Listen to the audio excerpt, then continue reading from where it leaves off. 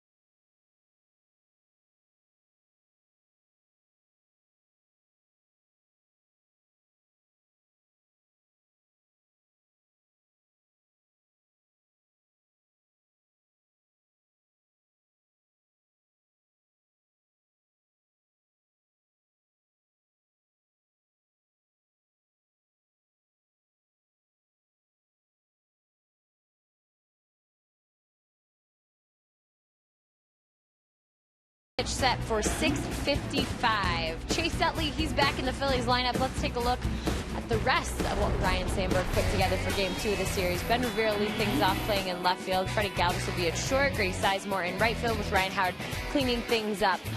Maikel Franco will be at third base. Chase Utley at second. Odubel Herrera in center field, and Carlos Ruiz will be catching Aaron Harang. So Aaron Harang's pitching for the Phillies. Pitching tonight for the Rockies will be Chad Bettis, and the Rockies could use another great pitching performance. They've had a few in the last couple of days, at least something to hang your hat on, something to try and get the offense going. When you look at these numbers over the last 7 days, a 3.23 collective ERA, that's 5th in the National League.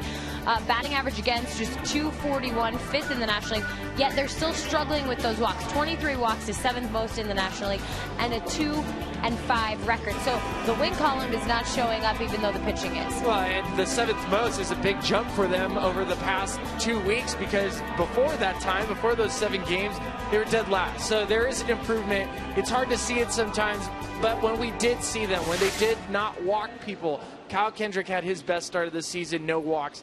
De La Rosa, best start of the season at Dodger Stadium, no walks. So when you're starting to pitch, pitching to contact, trusting yourself, competing, that's the biggest thing that I've seen that the pitchers have done this last week. I see a lot more competing on the mound versus where they were at about a week ago. Yeah, and what I feel is those 23 walks, they've been able to settle down after the walks and manage the game from there. They've been able to attack hitters, be confident, and not let it snowball into those runs. The 2-5 record, I think, is a result of not scoring runs. So if the hitters can fix what they've got broken just the way the pitchers did, I think we'll have a good situation. Yep. And a game I think we really saw it was Kyle Kendrick having so many walks. He loaded the bases off walks, yet Walt Weiss left him in there, gave him a stamp of confidence, and hopefully that can carry over into his next start. And I think it's appeared in some of the other starters' starts. A lot of starts for starting.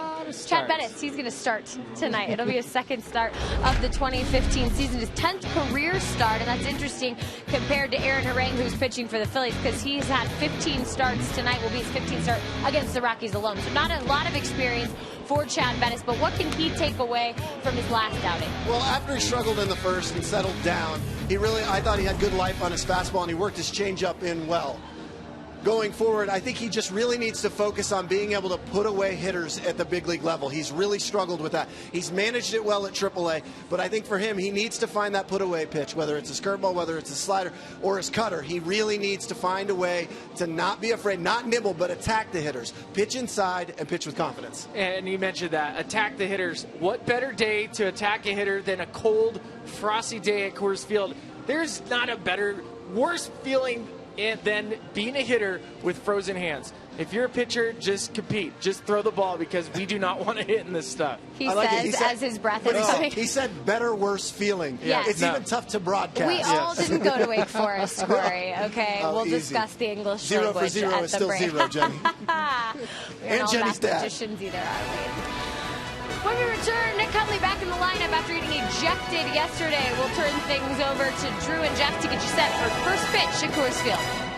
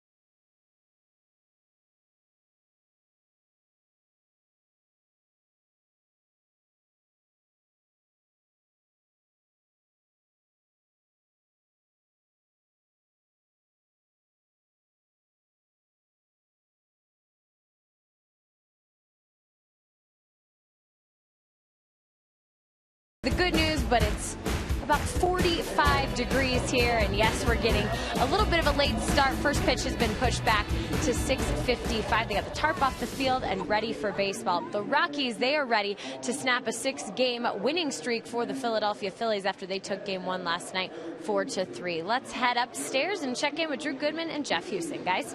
Jenny, thank you very much. We are a little delayed. It has been a story of the month of May, as we know, and a little bit of month of April also.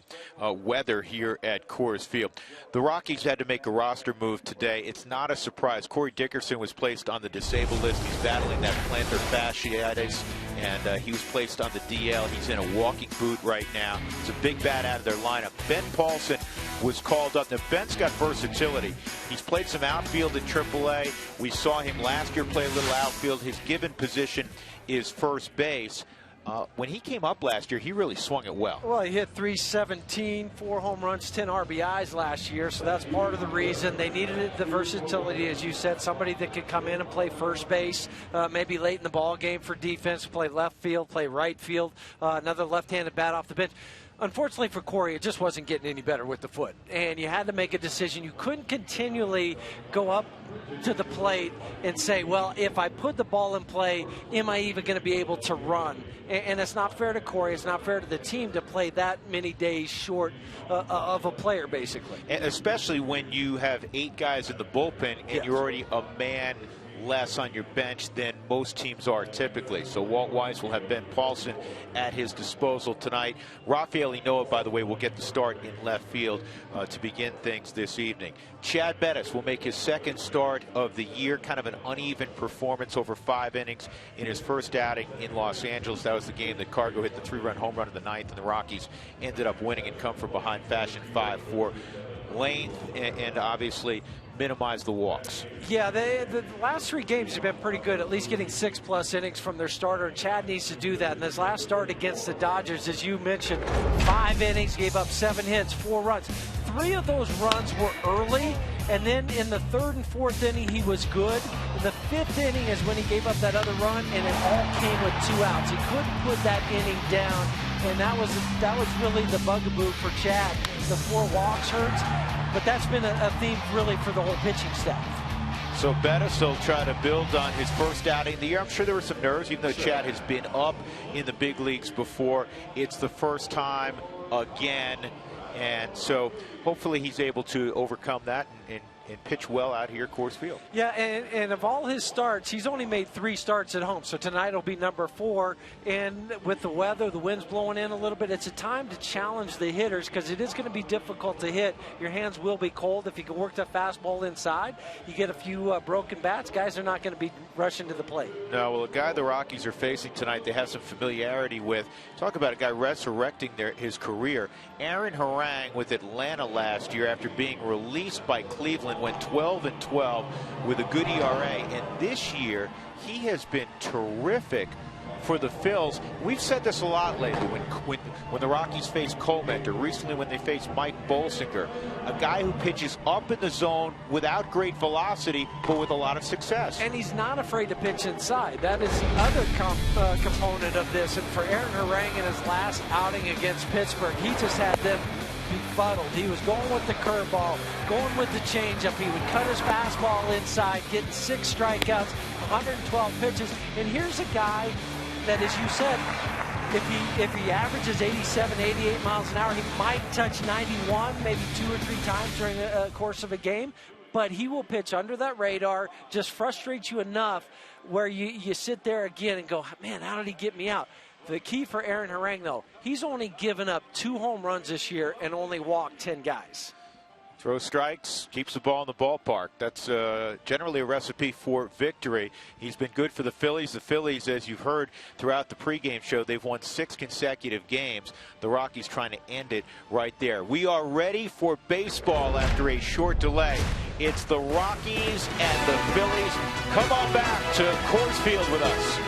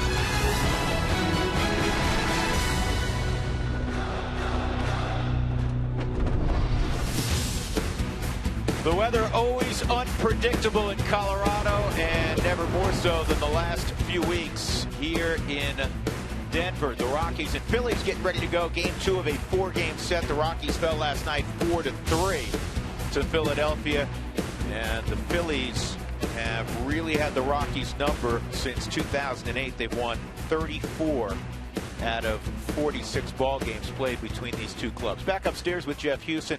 I'm Drew Goodman. One of the big issues for the Rockies is they have to cut down on the strikeouts offensively and bunch some hits together. It seems like they've gotten away from what was a good two-strike approach the first 10, 15 days of the season. Yeah, and that's on the player. I mean, we can talk about all the strategy you want and everything as far as what a hitting coach tells you, the game plan going up against a pitcher. But when you step in that box, it's on you. It's on you, the player, to make the adjustment. And there's times when you're going through these stretches where you're striking out too much. We know it. We've chronicled it. You might be trying too hard to do something, and that's always the danger you look at as a player, but you have to figure out a way to change it. And it's only those guys that are stepping in that box. Those are the only ones that can do it. You know, very quickly, the 2 ejections the last couple of days, I look at that. You don't want to see a guy get ejected, but I look at that as a positive sign, because that tells me they're hacked off, they care, they're passionate. It bugs the you-know-what out of them. Exactly, and you don't ever like to see that with your team shorthanded. I get it, but at the same time, it's still a mentality where you're frustrated with the losing, the way things are gone, maybe you personally, and you just snap, and it happens to every player that's put on a Major League uniform. Absolutely. Chad Bennett's making his way in with Nick Hundley. We are ready for baseball. Rockies and Phillies back in a jiffy.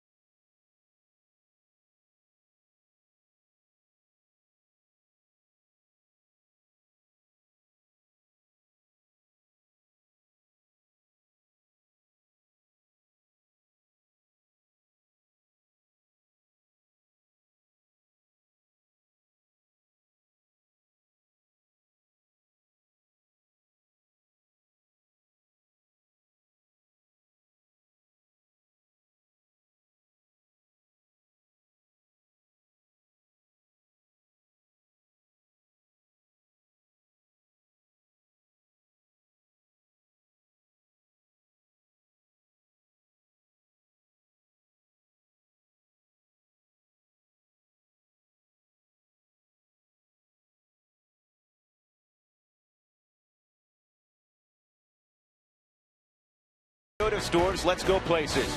And by Southwest Airlines, book your low fare now at southwest.com.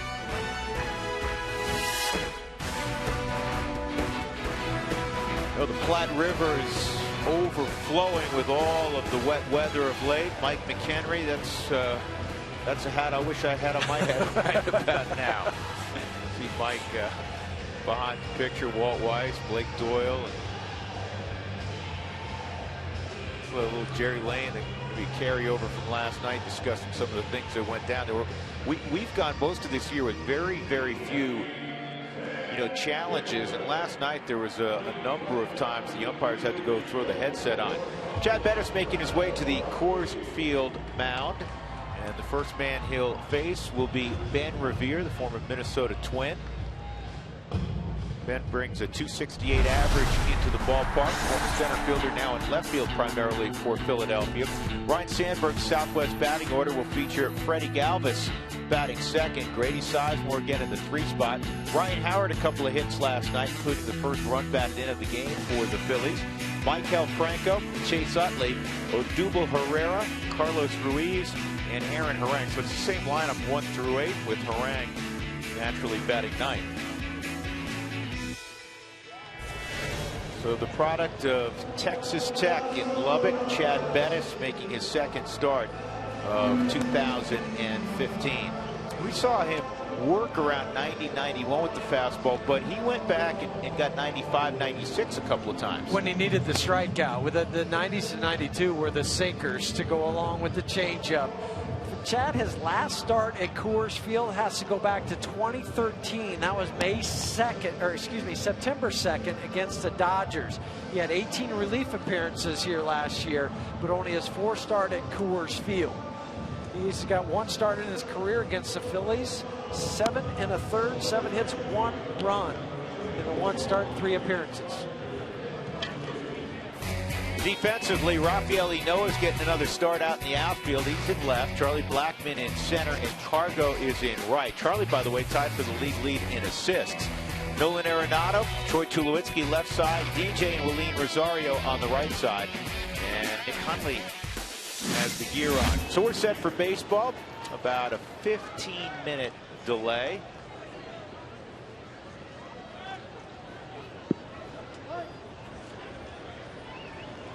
And the first pitch of the evening is in there for a strike. Hunter Wendelstadt's behind home plate this evening. Bob Davidson is at first.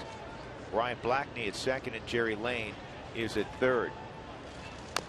And that pitch is fouled off. So quickly it's 0-2 on Ben Revere. Revere had 184 hits last season, which was tied for the National League lead with another former Twin, Denard Span. Similar hitters, both of them left-handed, look to spray the ball over the ballpark. It's just outside. All right, who was the last Philly prior to Ben Revere to lead the league in hits? Chase Utley. I would have said the same thing. I would have said Utley or Rollins. Yes. That's outside. How about Nails? Lenny Dykstra? Lenny Dykstra in '93 had 194 hits.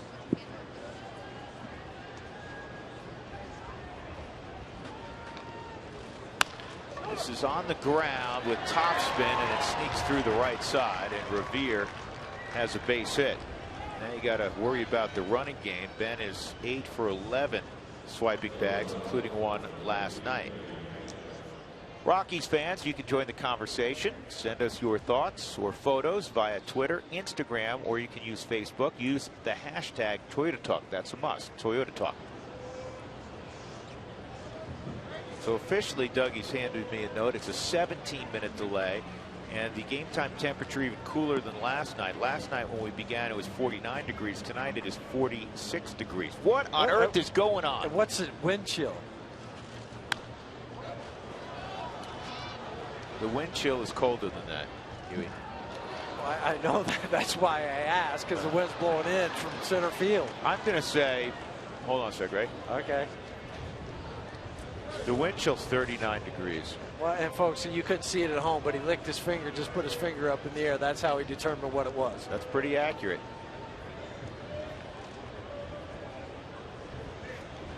Oh, and 1 on Galvis.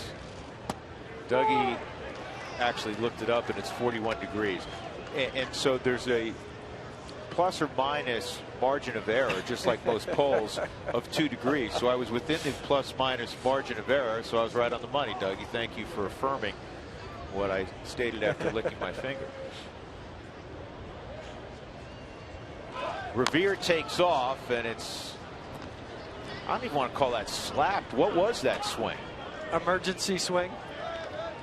As the runner's going, it's an 0-2 count. You just try to foul it off. I mean, you had your foot slide out from underneath you on the backside, the left foot. Your arms were completely disconnected from your body. Yeah, I mean, it's not a teaching video swing. Nolan Arenado on the left of your screen, bouncing up and down, keep the legs loose. This is in the air to Cargo and right.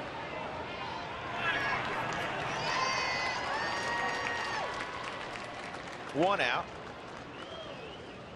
And that'll bring up Grady Sizemore.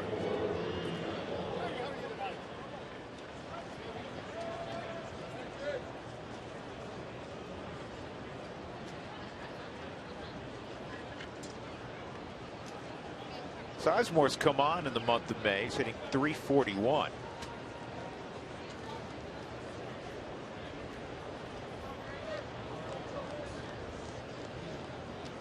He was hitting below 200 for the month of April.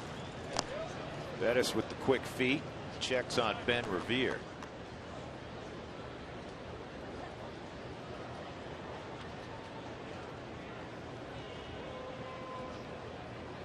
147 in April. No home runs, 1 RBI for Grady Sizemore.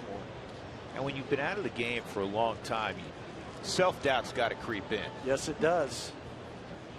But I'm happy for him. This is a guy that missed 2 full seasons with injury. Well, you just wonder if you're ever going to stay healthy again.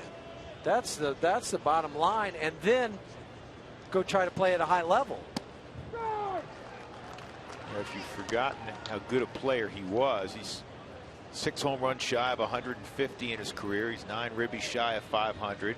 He's got 140 stolen bases, and most of that was done in about a 3 or 4 year span before the injuries really took him down.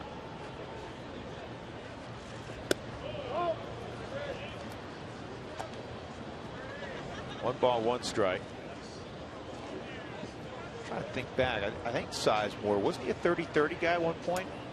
Or he's close? He was real close. I'm not sure if he got there.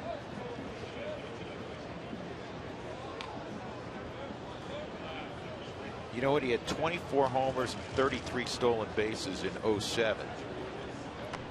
Yeah, I thought he had the stolen bases. No, he was a 30-30 guy. Was he? The next year. In 08, 33 home runs, 38 stolen bases. It's an elite club. And there are not a lot of those guys running around. 1-1 on Sizemore, and that misses. 2-1.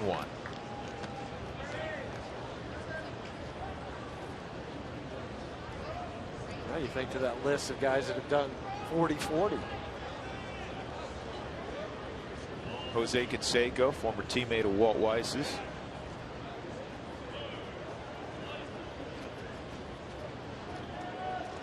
There goes Revere, and Hundley's throw is into center field. Revere is going to move up another 90 feet. So a stolen base, Revere's 9th, and then the throwing error on Hundley. First error of the year for Nick. Ball just took off and sailed on him. Ben's leaning. Quick jump, glance over the shoulder.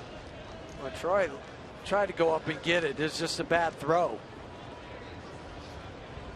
Dropped the elbow, sailed it into center, and Revere off. As soon as he touched the bag, it saw where the ball was. 3-1 on Sizemore. 3-2. You pull him in here, 3-2? No. I know it's early, but Harang's pitched well. Yeah, I wouldn't right now, just because it is early. It's just the first inning. And if you pull them in and then they bloop one out there, and it could be a big inning with Howard following next.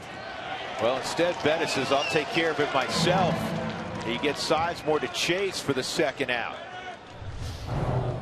Well, sometimes you just have to do it yourself. Not a particularly good pitch on the Subaru Supermo. More of a split-fingered fastball that he ran away from Grady Sizemore. Just a whiff at that swing.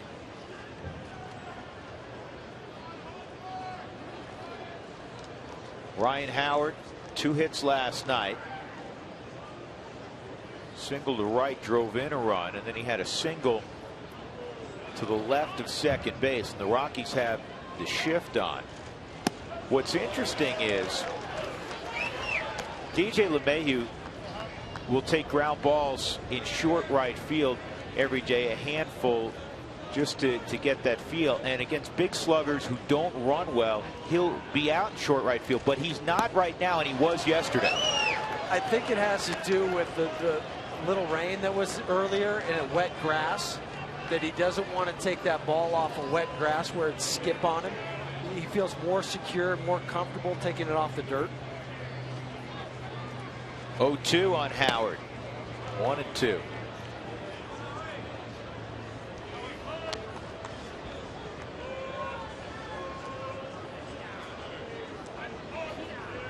Be a big confidence boost for Chad to get out of this first inning. He can do it unscathed. On the ground to DJ. He'll do that. Very nicely done as Chad Bettis averts a problem with Revere standing at third base.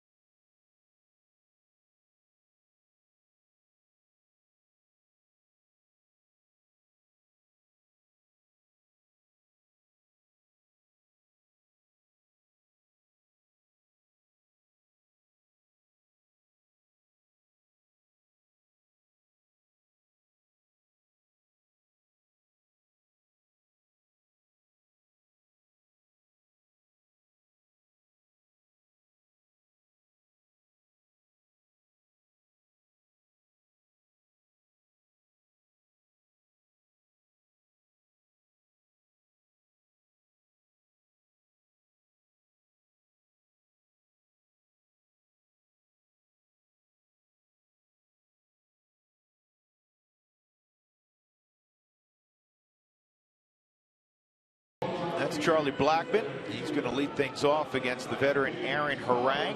Walt Weiss's lineup brought to you by Southwest Airlines. Book your low fare now at southwest.com. Tulo's going to bat second. Cargo will bat third. Arenado, Rosario, Nick Hundley, Rafael Ino in the 7th spot.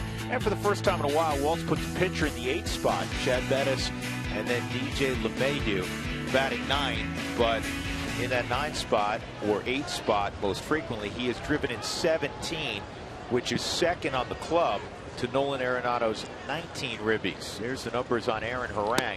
8 starts, 7 quality starts. The only guy who's got more quality starts in baseball this year, folks, Zach Greinke, who the Rockies just faced over the weekend. And start number 361 in his career, which is 9th among all active players. He's 126 and 131 in his career with the 4.16 ERA. He's gone at least 6 innings in every start. He's coming off a winning performance against the Pirates. 8 shutout innings, 5 hits, struck out 6, walked just 1. You mentioned that one earlier, through 112 pitches. 0-2 curveball count, and this ball's fouled down the right field line. Harang is the old school pitcher where he's got 4 or 5 pitches: fastball, slider, changeup, curveball, he'll cut the fastball, all of that. He's also a mountain of a man. He is 6'7", about 265 pounds. Can moonlight as a left tackle. Or a lumberjack. Exactly.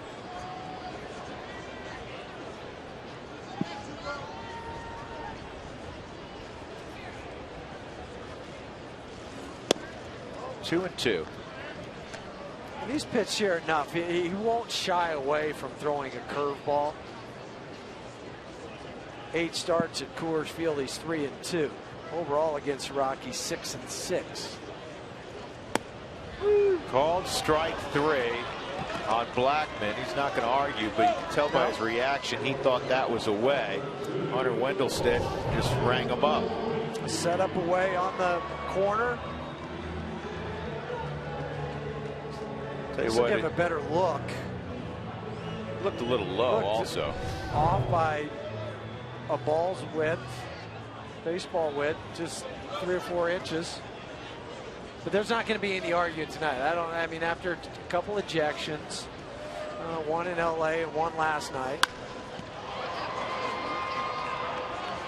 I did see before the game started, I saw Nick when he walked out there, said something to Hunter, just as, you know, kind of like, okay, everything over from last night. Well, it's important for him to do that. Nick's a really bright guy. Regardless of how he feels inside, he's got to work with him for 9 innings, because Wendelstedt at first base last night is behind the plate now. I got a couple texts from some friends of mine saying, man, you were really hard on him last night. And it had nothing to do with it because it was Nick. I mean, it was just my former baseball self coming out and saying, I understand what. Now, Nick shouldn't have thrown his hands up, but what he said afterwards, he said he didn't say anything where he thought he should have got kicked out. And it goes off of Howard's glove. So Tulo will reach. That ball sailed a little bit from Franco.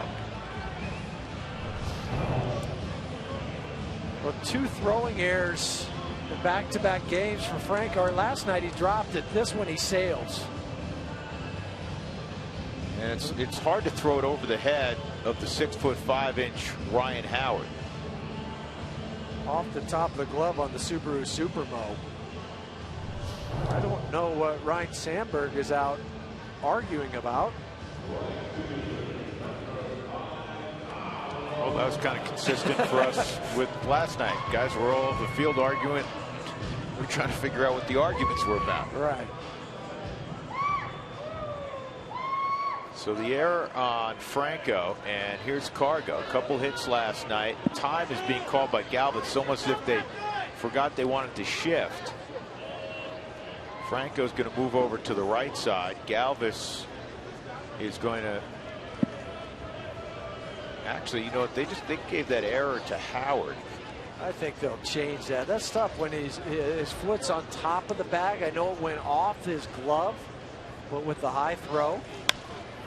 Ball fouled off. Cargo 2 hits last night, including an RBI.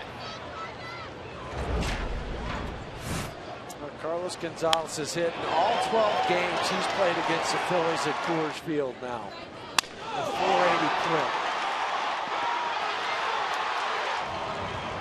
Good slide by Nolan to score that run.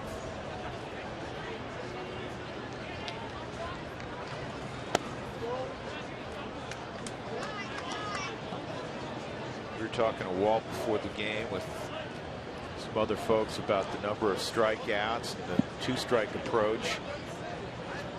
He said, you know, typically, you've heard this a million times, you're going to get one good pitch and at bat to hit. He goes, we got to start hitting them. And you understand it when you're facing guys like a Clayton Kershaw or a Zach Greinke, because when they get to 2 strikes, that's why they've made their money. They'll put you away. Game over. Game over. So you can't get into those situations. 3-1. And that's about where Harang will top out on, as you were saying, I think 91. Yeah, but he'll work at 80, 87, 88, maybe 89. Take even less than that when he cuts it. Tulo at first, 3-1 count. And ball 4. Good at bat for Cargo. And Harang with just his 11th walk all year. And so now the Rockies have a couple guys on with Nolan Arenado coming up, 1 out. We haven't looked at the Phillies gloves yet. We'll do that right now. It's the same as last night. Revere, Herrera, and Sizemore in the outfield.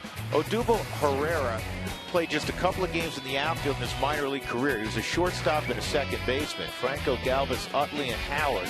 Not a lot of range on the right side, to be frank. And Carlos Ruiz is behind the plate.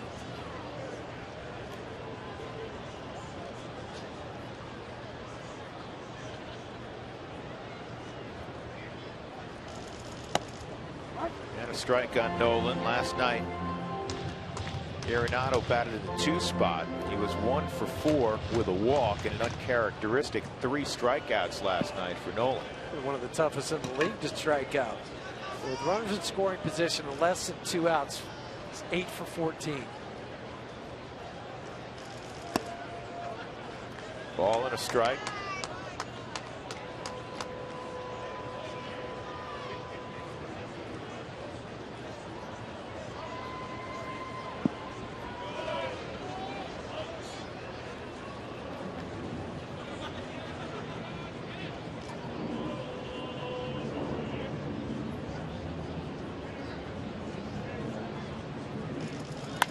This ball high in the air, deep left field, but looks like it'll be playable for Ben Revere. On the warning track, he hauls it in. So that's out number 2. Just hitting that out by probably a fraction of an inch. More towards the label than on the sweet spot. Well, if it feels like the Rockies haven't hit a home run at home in a while, you're right. They have not hit a home run in their last 4 ball games at Coors Field, which is hard to believe. The last time they went 5 games in a row at home without a big fly was May 30th through June 10th of 2010. The most ever was 6 straight back in 2004. Here's Willeen. Big cut. 0-1. Right now the Astros are striking out a ton, and they're winning a lot of games, and I don't know if they'll sustain this, but they're hitting home runs. The Rockies in this recent period are striking out a lot, but it's not as if they're hitting a lot of balls over the wall. Just 34 home runs collectively. This ball lined to right, and it's a fair ball. This has a chance to score both Tulowitzki and Gonzalez. He kicks around in the corner. Cargo will score easily. Here's Willeen to third with a triple. A 2-out, 2-run triple from the Baby Bull. And the start the Rockies were looking for.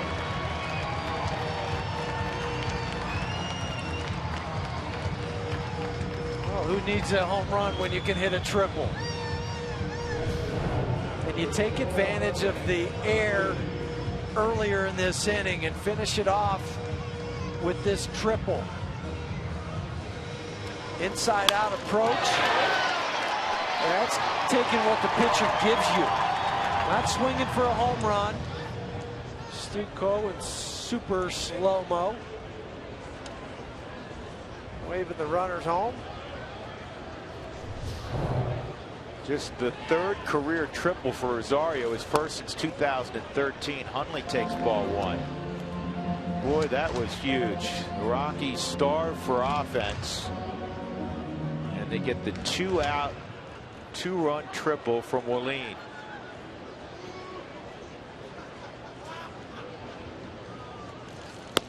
Two and up. I'll tell you something else. This is how tough it's been the first 6 weeks. We haven't seen both Cargo and Tulo on base at the same time many nights. No, but that's where that walk from Cargo to me was important, because it allowed this to continue to go. And that was the first 2-out hit with runners in scoring position for Willeen this season. He'd previously been 0 for 5, not many chances, but still, it's good to get on the board first. You win a lot more than you lose in Major League Baseball when you score first. Well, the Rockies had been outscored in the first inning coming into this game by about 8 or 9 runs. The Rockies this year 9-5 when they score first, 4-17 when the opposition scores first. 2-2 on Nick, 3-2.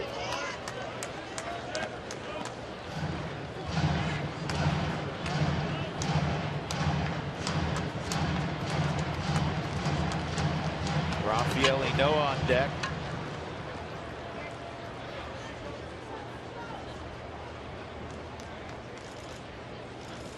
And that's a base hit. Make it 3-0. Nice job, Nick Hundley. Couple 2-out hits, and the Rockies have put up 3 in the first frame. I guess the pitcher in his last start that didn't give up a run in 8 innings.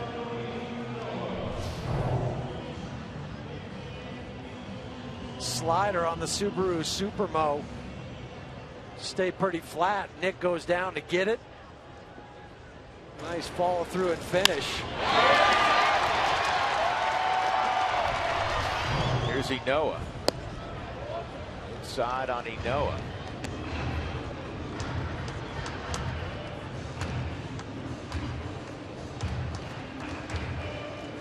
forcing Orang to throw a lot of pitches in this first frame. Next pitch will be number 27. An error, a walk, the 2-out triple by Rosario, and then the 2-out 3-2 count triple by Nick, or single by Nick Hundley. It doesn't matter that all the runs are going to be unearned because of that error. If they're going to give you extra outs, that's what you have to do. You have to take advantage of it.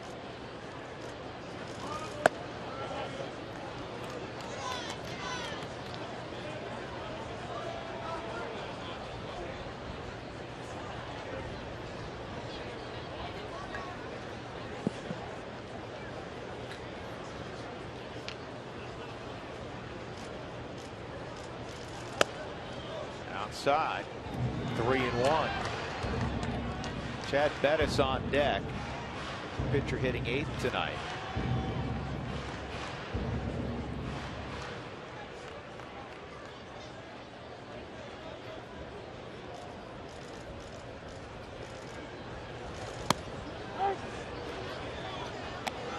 Good decision by Noah. I was thinking the same thing, because it doesn't matter whether you're 3-1 or 3-2. Now with 3-2, Nick will take off and go with the pitch. I mean, Rafi's going to hit the same no matter what the count is. And that is strike 3 in the end of the inning. But Nick Hundley, Willeen Rosario drive in 3 runs collectively. And the Rockies have a very nice beginning, trying to snap a 6-game home losing streak. They're up 3-0 on the Phillies.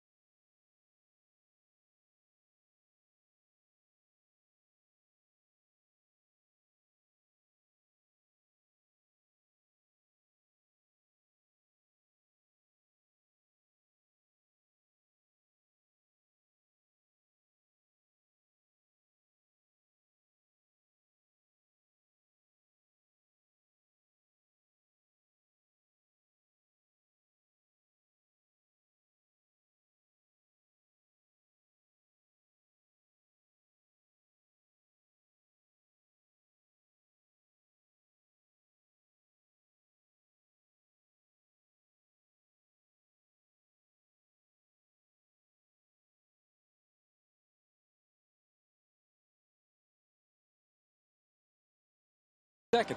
This is a good thing, obviously. They haven't done that since April the 27th. Scored 3 runs in the first inning. And Drew and Jeff were talking about how getting off to a good start is a good thing. I talked to Charlie Blackmon about how, you know, the team's been upset. They've had some tempers flaring. And I said, can you pinpoint it on the fact that there's talent on this team? Or it was that fast start that hasn't really happened since? Here's what he said.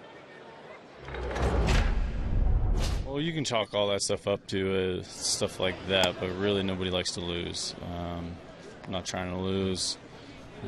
Even if we're winning, I'm not trying to make an out. You know, like, it doesn't matter really to me what the record is, who the team is, any of that kind of stuff. Trying to win that game, and that's all there is to it. Right, guys, he boiled it down to it. It's wins and losses, and you just want to get numbers in that left-hand column.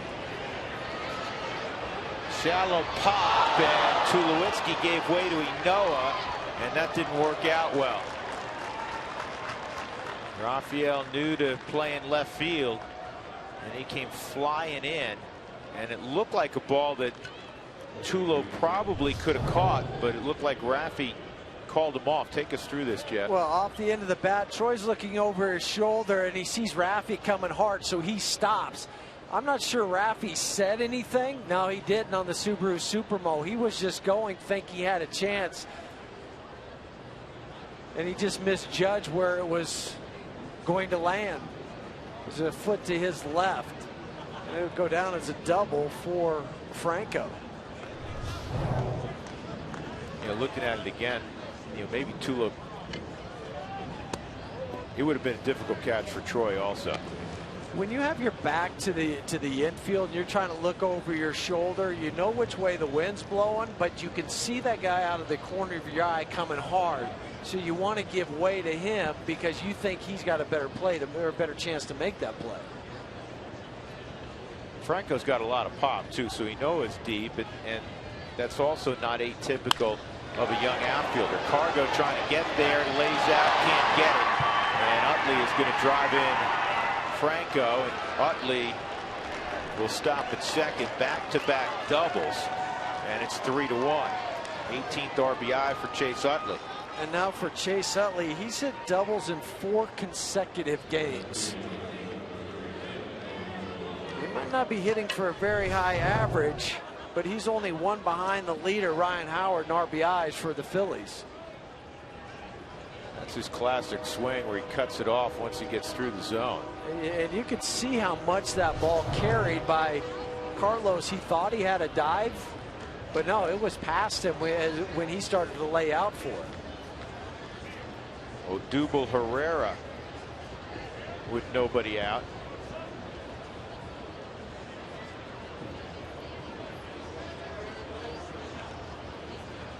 He broke up the tie last night in the 6th, and he lays down a bunt. Arenado got it. Great play by Nolan. Sure they'll give him a sacrifice since Utley got to third. And good communication, because you can hear Nolan say, "I've got it." So he already had set his motion coming to get the baseball when he went to his right, and he is out at first base.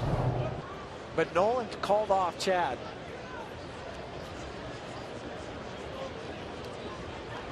Good communication. And an even better bare hand play from Nolan. Carlos Ruiz at the plate.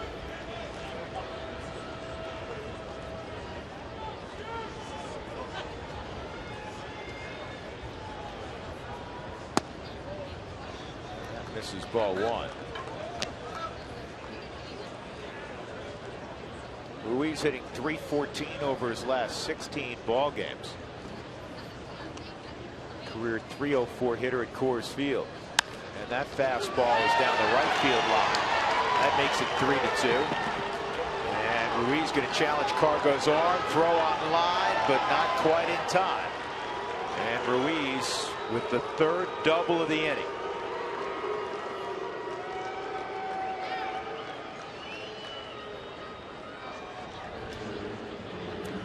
A little bit of everything on these doubles. You had the bloop double to left, you had the hard hit double to right center, and this is a shot inside.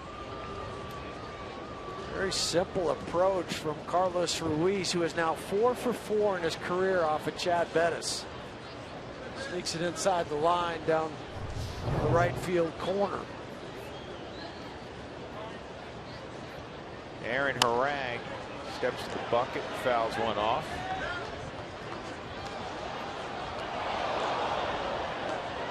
Harang went to Patrick Henry High School in San Diego. That's turned out a lot of athletes through the years, and then stayed at home, went to San Diego State.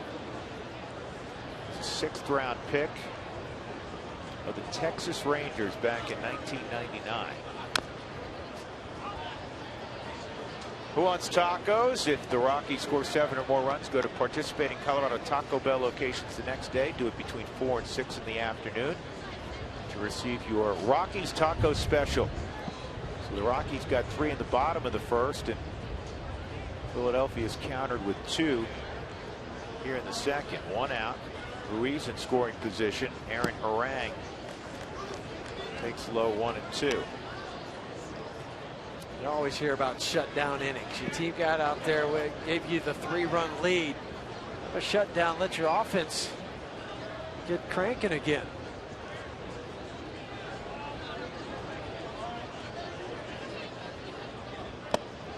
Foul tip. Foul tip. He's gone. 2 outs. Second strikeout for Chad Bettis. And that'll bring up Revere, who bounced one through the right side his first time. MLB stat of the day. Corey Kluber, the first pitcher since Randy Johnson with 30 Ks over 2 starts. He's walked only 1 in that span. That was a great hookup yesterday. What was it? Kluber and it was Chris Sale with the White Sox. That went to 10 innings. Kluber in his previous start had 18 punch outs. 18 punch outs in 8 innings. Then the question becomes, do you leave him out there to let him at least tie the record or possibly break it? Well, for Tito, for Terry Francona, it wasn't a question. He said, no way. Said, I know. And that's what he said after. He goes, that wasn't a question at all for me. Managers, more than anything, at any time, are so protective of arms with the number of surgeries, number of Tommy Johns, number of shoulders. Johan Santana, remember him? Yeah. When he after he threw the no-hitter, 140 something pitches. Yeah, he wasn't the same after that. This ball's hit in the air to fairly deep right field. Cargo moves over, makes the catch. In the inning, 3 doubles produce 2 runs for Philadelphia. And it's a 3-2 Rockies lead as we go to the bottom of the second in Coors Field.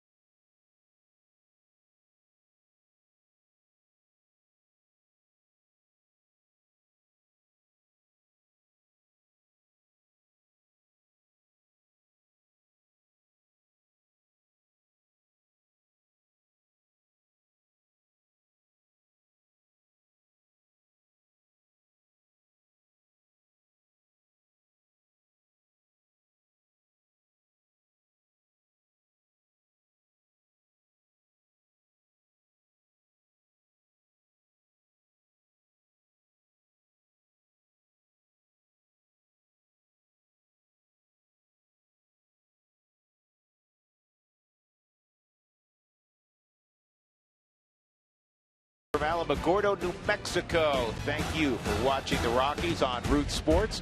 And be sure to tell us where you're watching from on Twitter at @RootSports_RM. Use the hashtag #WhereWeRoot. With my partner Jeff Hewson and Mark Stout, I'm Drew Goodman. Cold night at the ballpark. 46 degrees as we go to the bottom of the second inning. The Rockies got a 3 spot in the first. They're up 3-2. Aaron Harang delivers strike 1 on Chad Bettis. Bettis batting 8th, then DJ LeMahieu at the top of the order, Charlie Blackmon. Harang, a 2-time 16-game winner. Finished 4th in the Cy Young several years back when he went 16-6. 16-6 season was 2007 with the Reds. 1-2 outside, 2-2. Before he was 16-11. really strange last year. So Cleveland lets him go in spring training. You're done. Can't use you. Atlanta picks him up, and he throws more than 200 innings for the Braves. Goes 12-12 with a 3.57 ERA, which was one of the top ERAs he's had in his career. He went from the scrap heap to near all-star type numbers. Well, 200 innings? Come on. Everybody's looking for those guys.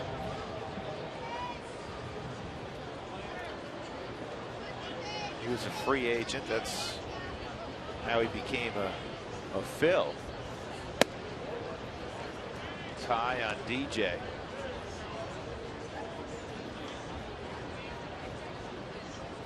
DJ last night threw out a single and a triple, drove in a run.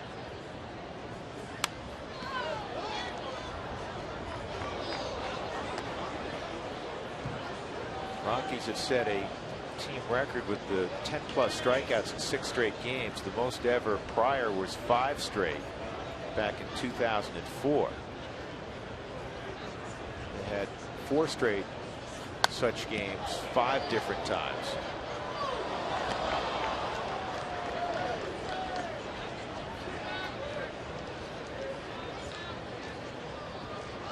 Strikeouts 14, 14, 18, 11, 11, and 11 again last night.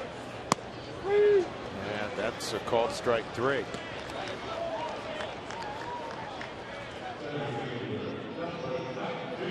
Well, this has been the problem with the strikeouts. Most consecutive games in club history striking out double figures. Tied for the most consecutive 11+ strikeout games in Major League history. Diamondbacks in 2010, and then the 72 Reds. That is an ouch.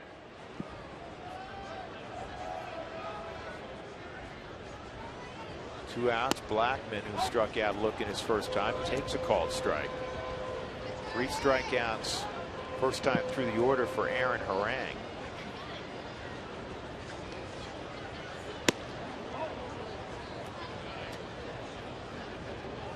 In and out, up and down. And that's Aaron Harang. No rhyme or reason why he goes with the pitch. It's just a feel. That's why he's hung around for as long as he has.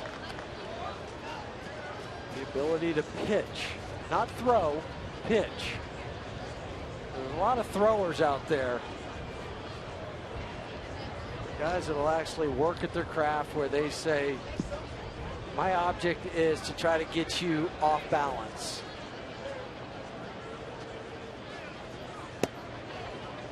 Just inside, 2-2.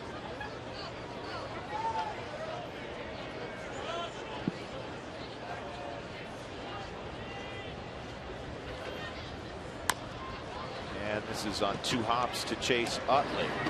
So a 1-2-3 second for Aaron Harang. Rockies 3, Phillies 2. To the 3rd we go.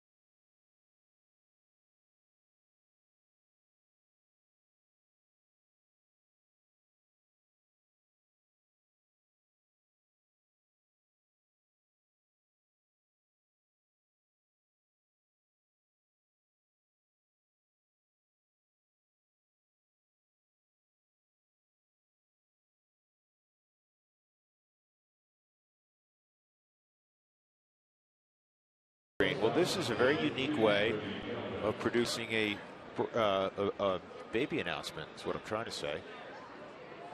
Look at that. I want to know when they took the picture, because I haven't seen that few of clouds in the sky in I don't know how long.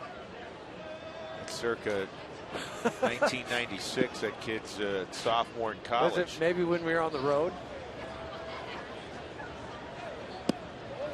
Curveball's low to Freddie Galvis.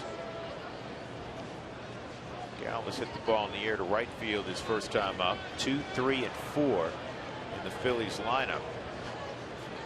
A couple runs on 3 doubles last inning for the Phils, and that misses. It's 2-0. Freddie really. You talk about shutdown innings. You know, Chad, after the Rockies scored 3, gets 2 back. Now there was the bad luck, and that the first hit was a bloop double, kind of fell in no man's land.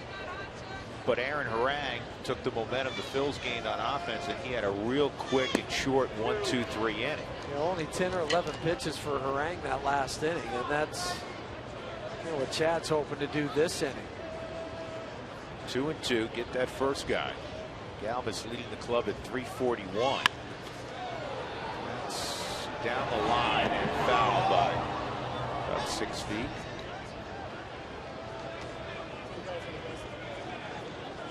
That was nice. Souvenir to the youngster. Yeah, that's the way it ought to work. Well, Rockies Dugout Stores is the place for all things Rockies, with the best selection of Rockies merchandise and tickets, plus exclusive new Peanuts bobblehead of the month. Get your gear on at the Rockies Dugout Stores. I'd have to go by there tomorrow, Drew, and get you a beanie. I have one at home, and I foolishly forgot it. I've got mine from Fantasy Camp. That's the one I have. Is that the one you have? Yeah, I love that one. Okay, we'll bring him tomorrow then. Going to be chilly again tomorrow night? I'm just assuming. I only have 2 jackets on and a turtleneck. 2-2 on Galvis, and he got him with a fastball. Good job by Chad Bettis. This was like the fastball he threw to Grady Sizemore to strike him out in the first. It was away from the hitter, trying to do all he can just to foul it off, but it's up. Tough to do that, and he was targeted. That ball was in his glove before he even got the bat through the zone.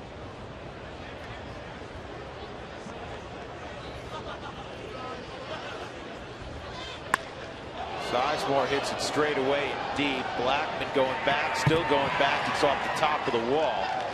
And Grady Sizemore has the 4th double for the Phillies tonight.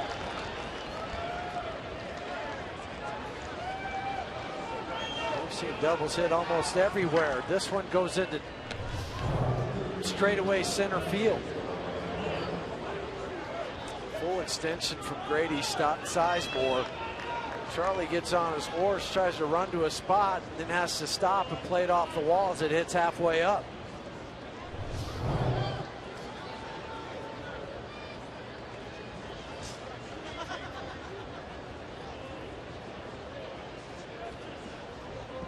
Well, big Ryan Howard at the plate.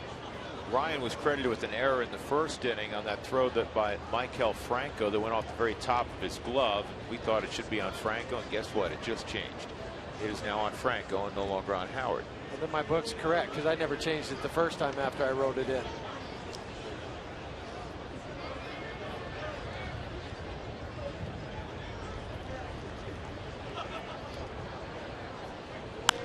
Howard fouls this off.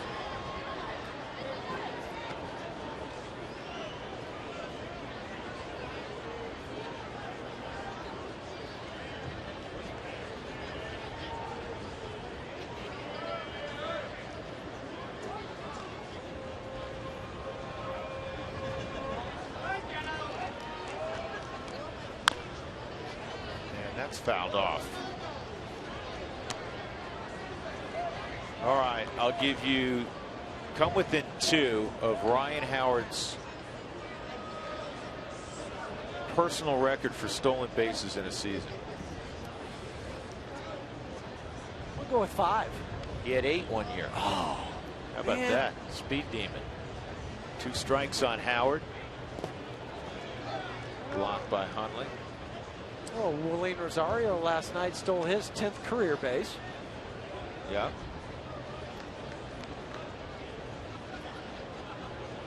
Howard, the 06 National League MVP, and then the next year his good friend Jimmy Rollins won the National League MVP award. These guys still talk on a regular basis. Swung on and missed, so Bettis with a breaking ball to strike out Howard. A pretty good one.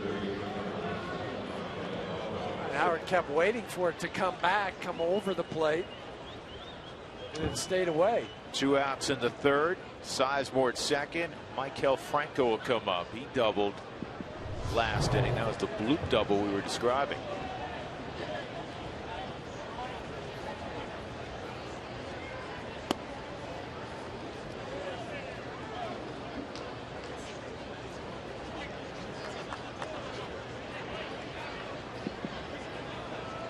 Philadelphia is a ball club.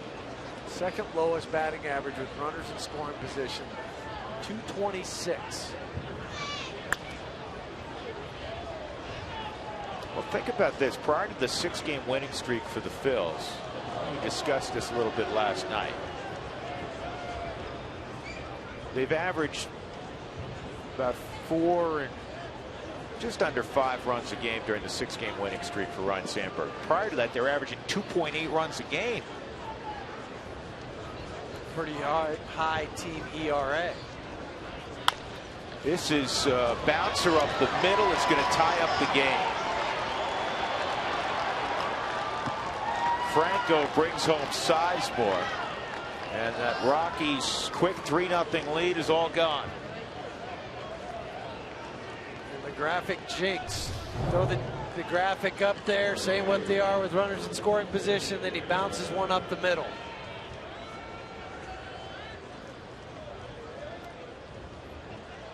Third RBI this season for Franco.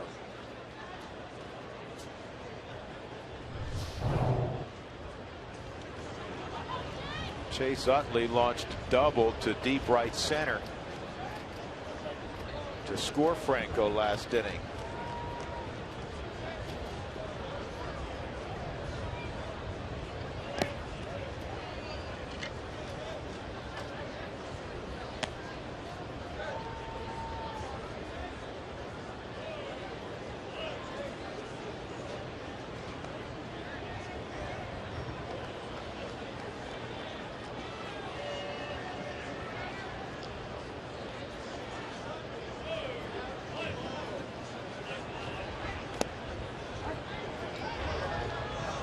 Ball, 1 strike on Utley.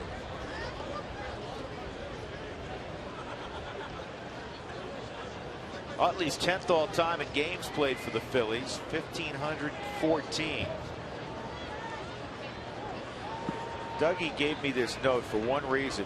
9th on their all-time list with 1,520 games is Puddinhead Jones. Just so you can say Puddinhead. Right. Puddinhead Jones, 1,520 games for the Fightin' Phils.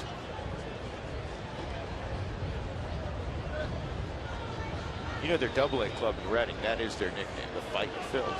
Did you ever play Reading? No, I never did. I wasn't in the Eastern League. Puddinhead Jones is their skipper. They have some unique names. What's Lehigh Valley, Doug? The Iron Pigs? Pigs, right? Yeah.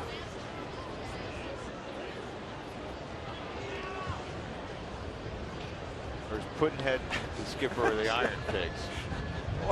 One or the other. Where's Puddinhead now?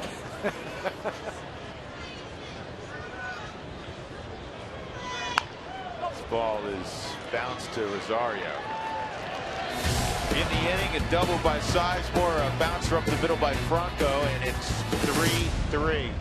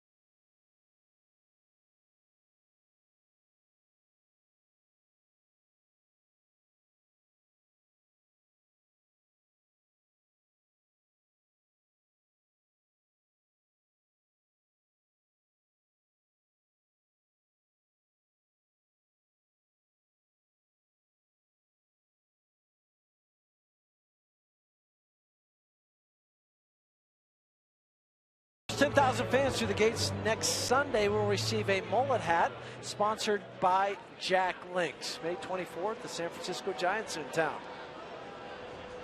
You talk about a hat, Drew. I have it on for my neck. Just keep me warm. Keep me warm. Yeah. That's Not a good quite look the for beanie. you. I like it. You thought Look about resurrecting that? This ball lined to deep right field. Stay fair. Foul ball. No, I haven't. I hadn't thought about it. I thought maybe my mom would never let me get a perm in high school. Remember when it was? It was popular, right? Yeah, it was very popular. And you wanted to have one. Yeah. Now's your opportunity. Right. Wendy won't object. No, it was either this or we were going to put Doug on camera with his. You got a little longer hair back there. What, you know what? When are we going to have ponytail night? Doug Marino ponytail night. Does keep your neck warm, though. That's a guaranteed sellout. Well, I think so. Good look for you. I like it. This is on the ground to third. Franco throws out Tulowitzki. He's now received a couple balls from Tulo. The first one's the one he airmailed. So one out, and that'll bring up Cargo, who walked and scored in the first.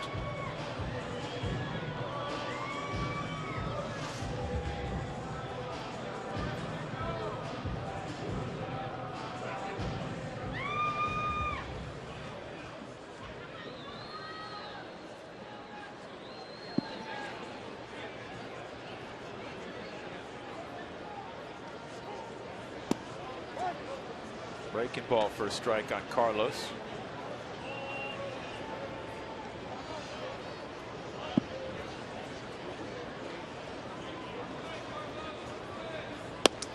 One and one.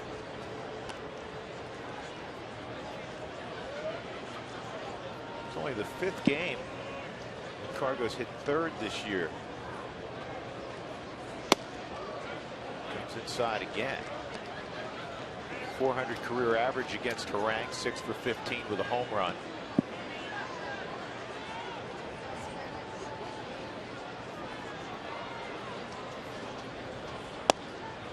That is a good take. 3-1 changeup. No, actually, it was a fastball. Excuse me. It had sink on it. Just the way it dove at the end, I thought it was a changeup. And that's the situation last year. He would have predetermined if he was going to swing, and another walk. So Cargo, back-to-back walks for him. So with one out, Rockies have speed at first. Nolan Arenado coming up. With every challenge call, the Subaru Eyesight Review will determine the outcome. Love, it's what makes a Subaru a Subaru. Arenado, for a moment, we all thought he had a 3-run home run in the first. He had a deep fly ball to left that was gathered in on the track by Ben Revere. Nolan leading the club with 7 home runs. 318 career average against Philadelphia. This is bounced to short. And Utley completes the double play. We'll go to the 4th inning. The Rockies and Phils tied at 3.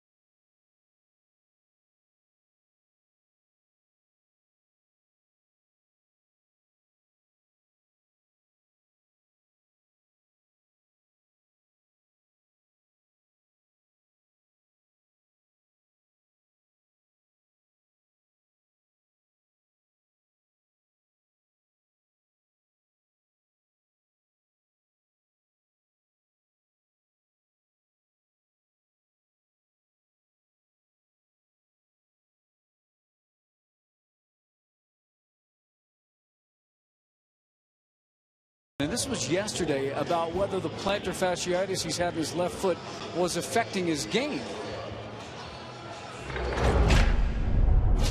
Yeah, a little bit, and just, you know, I can beat out infield hits, you know, usually, or go for a double or whatnot. I like playing the game really hard, and I like to be the first guy off the field, and, you know, that affects me in my mental state.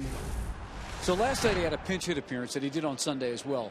Well, he's not in the dugout. He might be in the dugout, but he's not on the roster today because he's on the DL. And Drew and Jeff are going to tell you about that move that occurred before the game with Dickerson. Yeah, the Rockies felt like Corey just needed time off of his foot to try to get some of the inflammation out, and they looked at it again. That's a base hit the other way for Odubel Herrera. So a leadoff single. And so he'll be on the DL for 15 days. Ben Paulson was called up from AAA. We saw Ben last year in more than 60 at bats. He did very well. Hit 4 home runs for the Rockies late last year. There's Ben on the left. Drew Stubbs next to him. Well, it's too bad for Corey because before he re-injured his foot out in LA on the warning track, on that soft warning track because they had rain, he said that it felt as good as it had in a long time. But I could see why for Corey, you're worried about your foot as you're going to the plate. Your whole thought process is, well, what am I going to do if I hit the ball? Is it going to hurt coming out of the box, or if I try to slow down rather than just focus on trying to hit, which is hard enough as it is? Now, I've heard Spilly talking about if you rip it, it hurts for a while, and then it actually feels a whole lot better. And they looked at it today. Doctor looked at it. He did not tear it. It's a good news, bad news scenario. I guess so.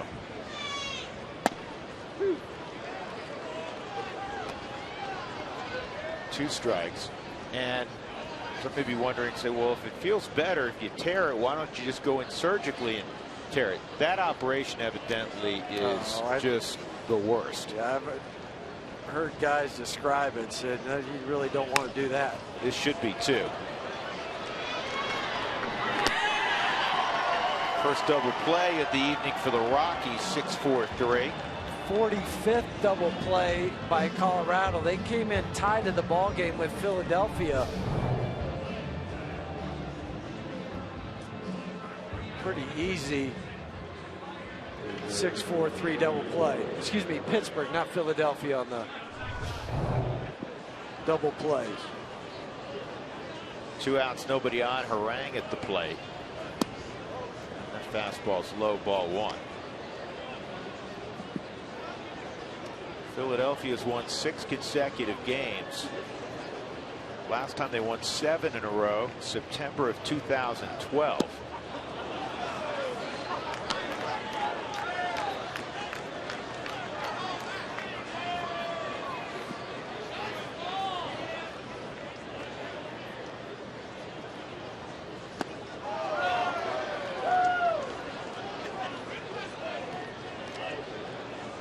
Those last 2 swings, Aaron's not a real big threat to get a knock right now. Now, if they don't want more, you can jog off the field. The minute I say that, he hits a ball to deep left center. You got to be kidding. That's twice tonight. Shut my mouth. I mean, he took 2 of the worst swings you've ever seen. But where were the pitches on the first 2? I mean, even the guys in the dugout are giving the smile and the laugh. So people are going to say this one's on you, Drew, for saying that.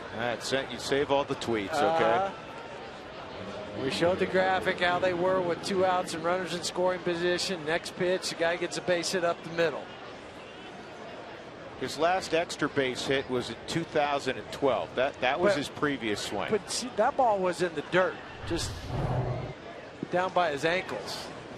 The one he hit, not so much. Yeah, you got to bear down. Ben Revere, 1 for 2.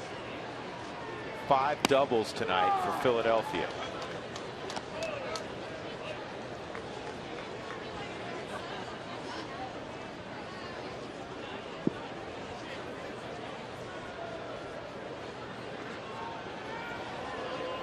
third time they've had 5 doubles in a game this year. And this is a high fly ball to shallow left center. Rafael Noah is going to make the catch. No harm done by Harang's double.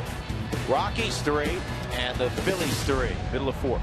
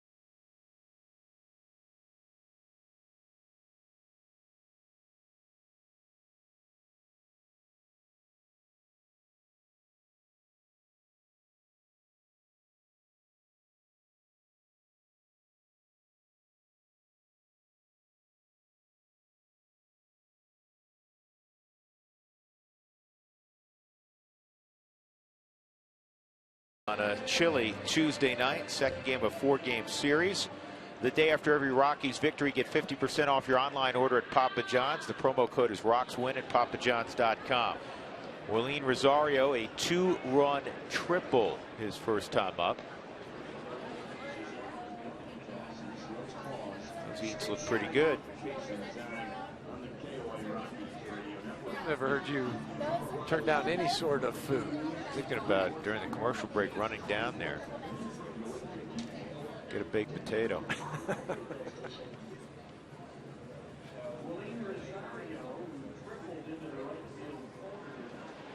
Rosario, a huge 2-out triple to the right field corner to score Tulo and Cargo in the first. And then Nick Hundley on a 3-2 pitch would bring in Willeen. Rockies need to reboot the offense. The Rockies have 3 runs on just 2 hits. Both runs unearned because of an error on Franco. The Phillies have 3 runs on 8 hits. 5 doubles.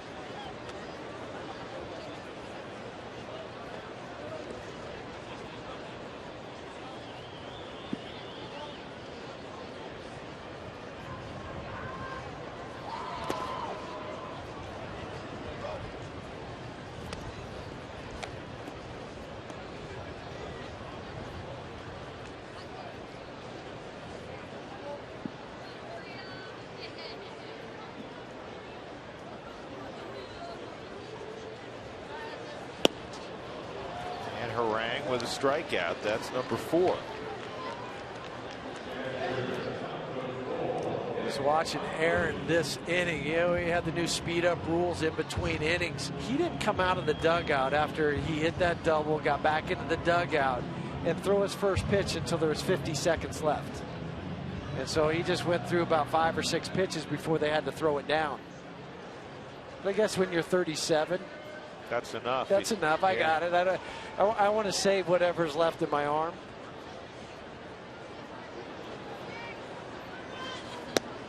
Outside on Nick, ball 1. Huntley hitting .347 against right-handed pitching this year. A 13-game hitting streak snapped last Wednesday in Anaheim. Career long. He's hit 16 out of his last 18 games.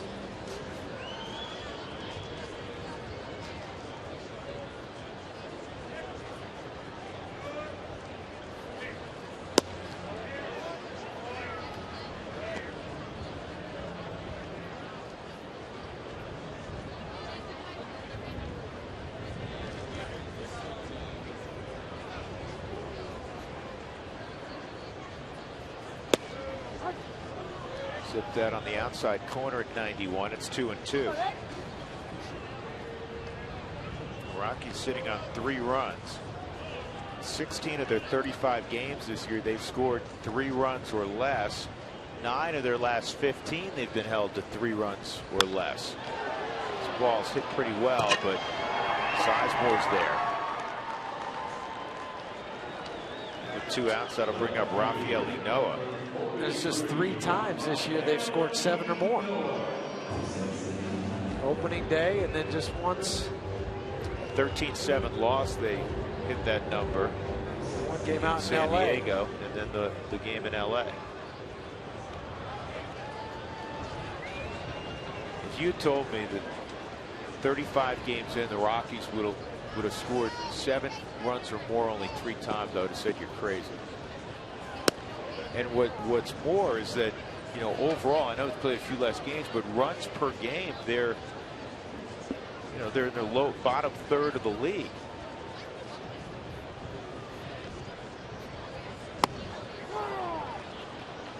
One on Ynoa.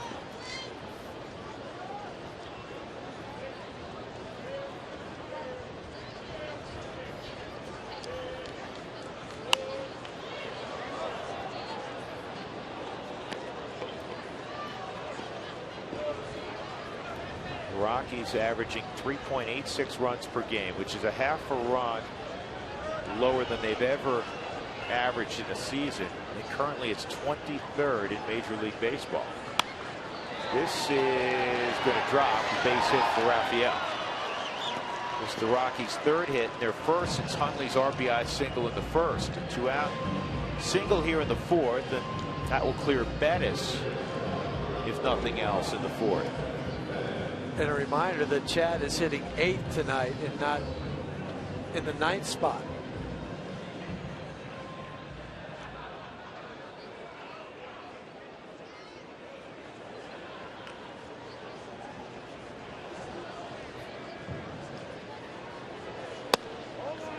Bettis has to get back at Aaron Harang, right? I was thinking that. Yeah, go ahead and hit a double. He hit one off of you. You hit a double. You'll drive in a run.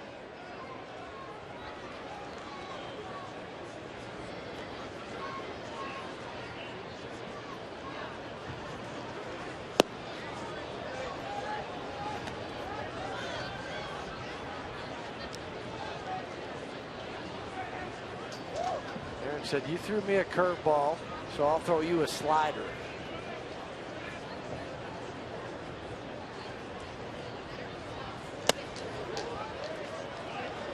First 34 games for the Phillies, their starting pitcher had an ERA of 5.14.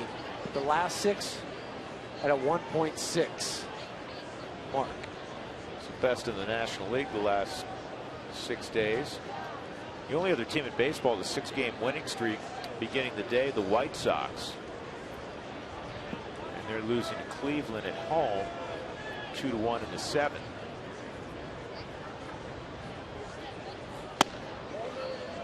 They also only had 6 walks compared to 32 strikeouts coming into the game during that stretch for their starters.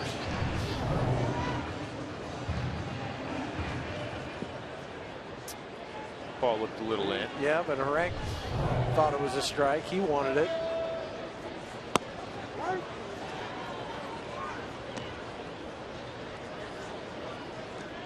You see on the 4th strike zone, pitch number 4 was not a strike. That one was.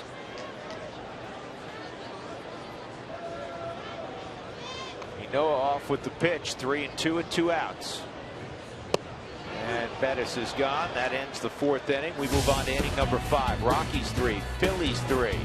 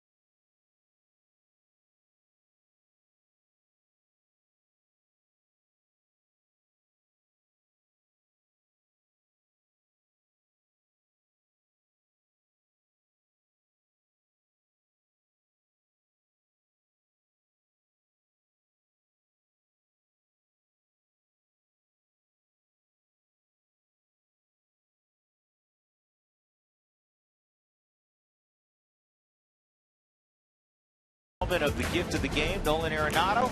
Learn about the challenges that Nolan overcame in the minor leagues to make it to the show, and how Troy Tulowitzki has been a huge influence to help shape his professional career. That's all this Friday after the game on Rockies Real Time.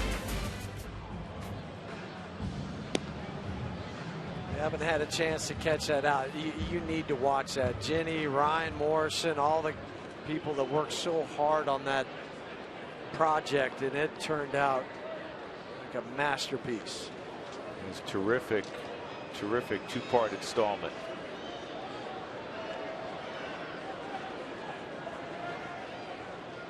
Bettis has thrown 64 pitches in 4 innings. Harang threw 31 of those 71 in the first inning when the Rockies scored their 3 runs. Freddie Galvis, Grady Sizemore, Ryan Howard, 2, 3, and 4. And Galvis takes ball 1. Fly ball to right, and a strikeout for Galvis, the 25-year-old from Venezuela.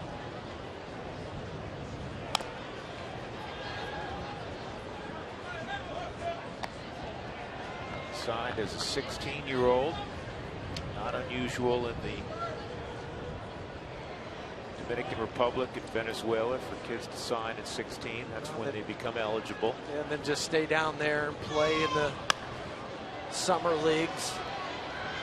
Here they come over in the States and start to make it in rookie ball and on the way up. And Freddie came over quickly. He was signed in the summer of 2006, and he played at Williamsport in 2007. This ball's well hit center field. Still carrying. Nice job by Blackman to make the catch. And that was outfield play 101 for Charlie. Running to a spot. That ball was hit. He turns his back to home. Opens up, turns his back, doesn't look until he feels like he's at a spot where he needs to pick that ball up again. And look at all the way in the Subaru Supermo.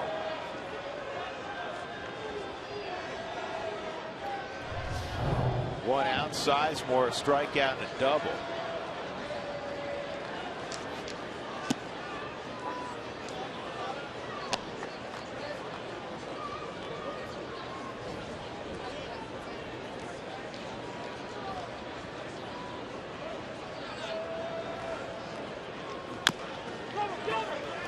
Rosario called off by LeMahieu, and he gets it to Bettis. Good communication. That's how you teach it. You want your second baseman to take that and call the first baseman off immediately when he knows he can get to this. When he starts to go, DJ says, I've got it. Easy throw to first to Chad. And you have to catch the ball and then know where you are on the bag. Ideally, you don't want to step on top of the bag because that's when you get injured. They'll step on the back of your foot. Try to catch a corner. But in any event, it's 4-1 on the putout. 4-1 is how you score it. Howard's 0 for 2. A swing and a miss. You know, that 2006 season, he led the league in home runs with 58. He was a sophomore, second year in the league. 149 RBIs, that led the league. And he batted .313.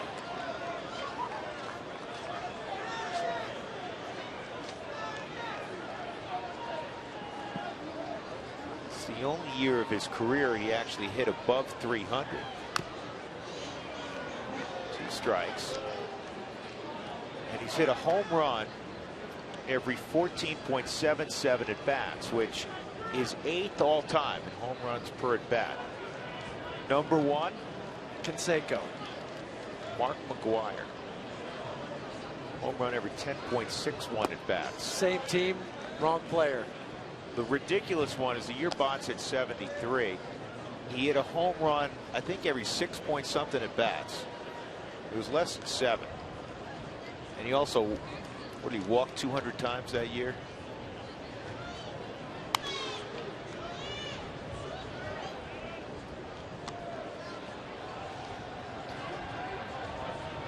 Howard's hit over 44 times, so it's not like that was an accident.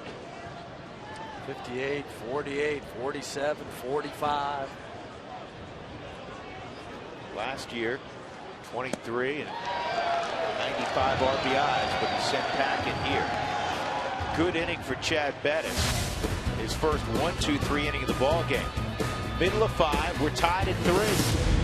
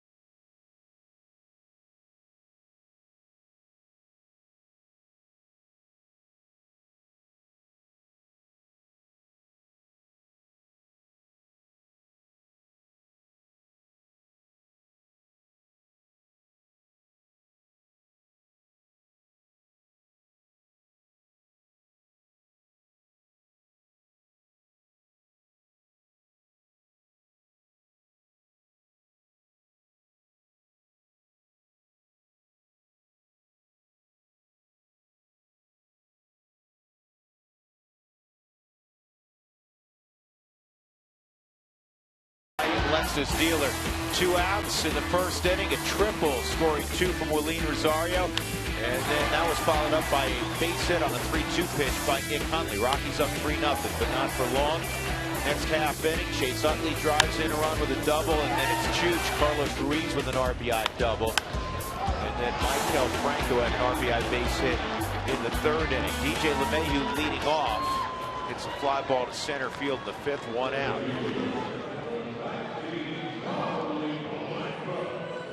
Top of the order again, Charlie Blackmon, a strikeout and a ground ball to second. The Rockies have been held to 3 hits by Aaron Harang, who came in 4-3 with a 2.03 ERA. Because of an error, the Rockies' runs in that first inning were all unearned. He also came into the game with a whip of .98 when in his career it's 1.35. Shows you how effective he has been in his 8 starts.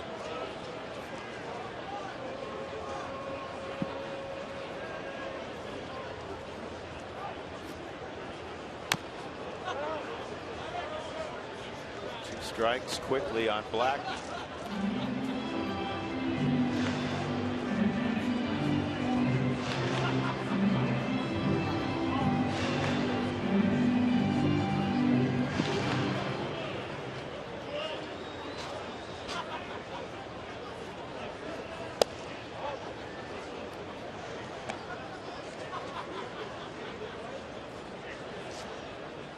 Turned 37 last week.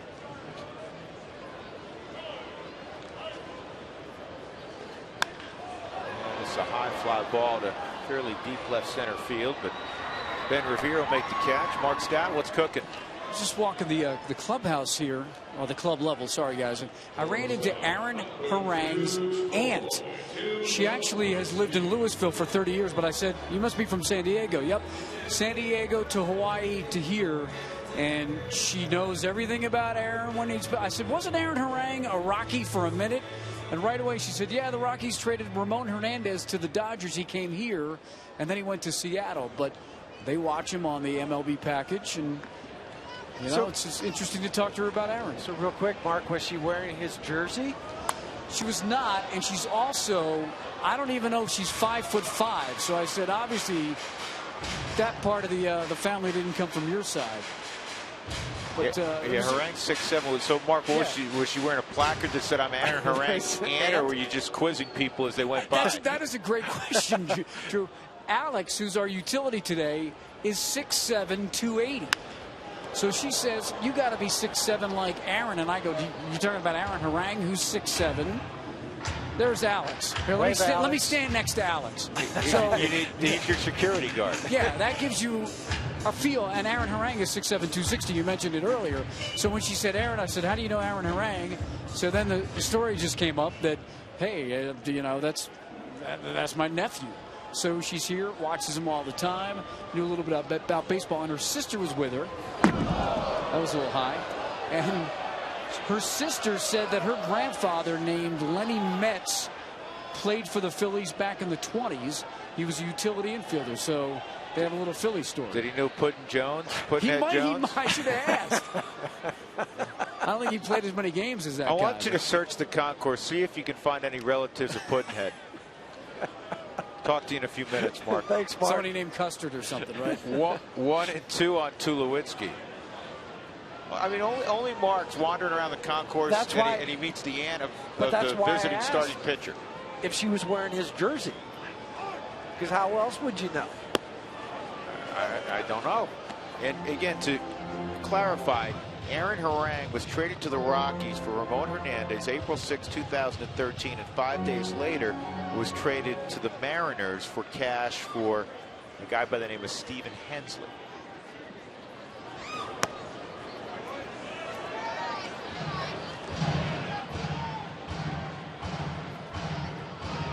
That year with Seattle, Harang went 5-11 with a 5.76 ERA, and then was moved on to the Mets later on in the year.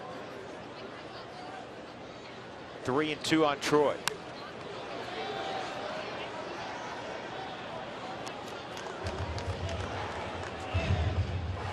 Tulo reached on an error and grounded to third. 3 on the left side for Tulowitzki.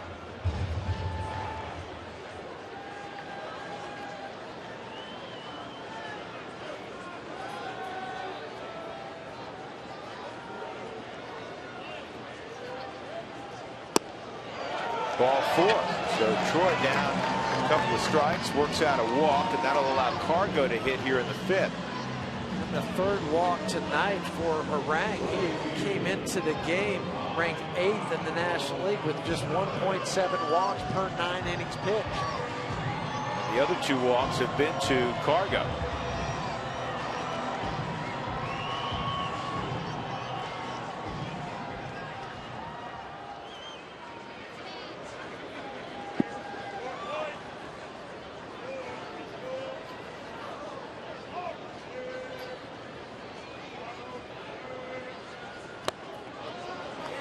Took a rip there.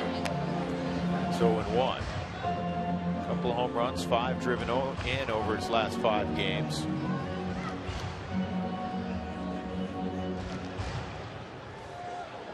(3-3), bottom of 5. Rockies have been out hit 8-3. This ball lined to left, but it's going to take a left turn and reach the seats. It's 0-2.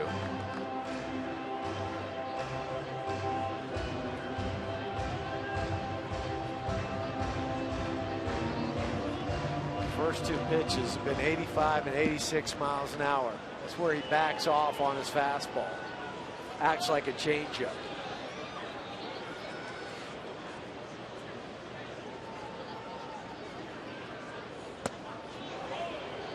This is how tough it's been offensively for the Rockies in the month of May.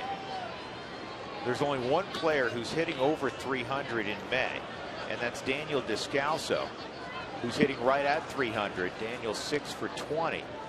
Another big weekend in LA.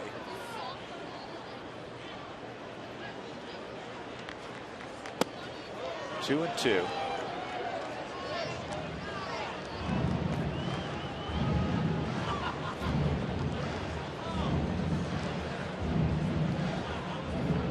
First 19 games, the Rockies hit 282. The last 16, they've hit 237.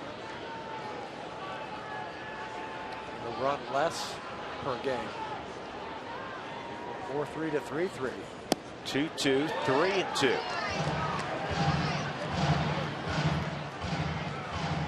Cargo early on was striking out a ton, and his chase percentage was way up, about 11% higher than his great season in 2010. But he's swinging more at strikes the last 5-6 ball games. What's happening? Hitting the ball harder. His average is going up. 3-2, and Harang wins this battle. So the Rockies are done in the 5th. Tulo reached on a walk. We'll go to the 6th inning. Nothing decided. 3 apiece.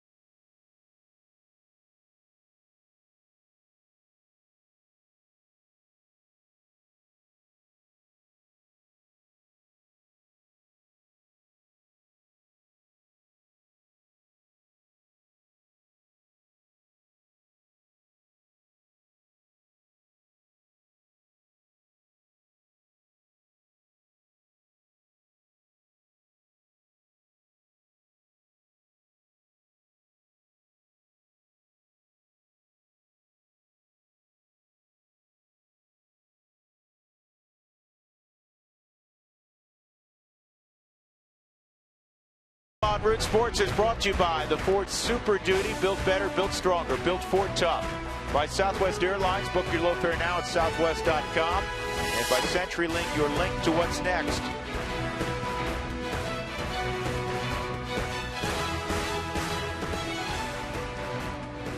Temperature in the mid-40s tonight. The Rockies and Phillies tied at 3 as we go to the top of the 6th inning. Maikel Franco, a double and an RBI single tonight, and now a ground ball to short. Troy charges, and there's 1 out.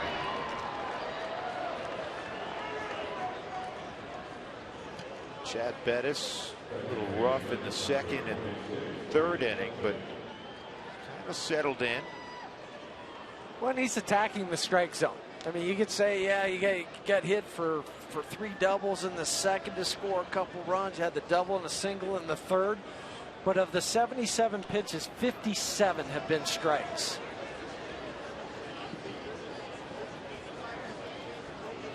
Chase Utley now, and that tails out of the zone at 91. 14 for 24 on first pitch strikes.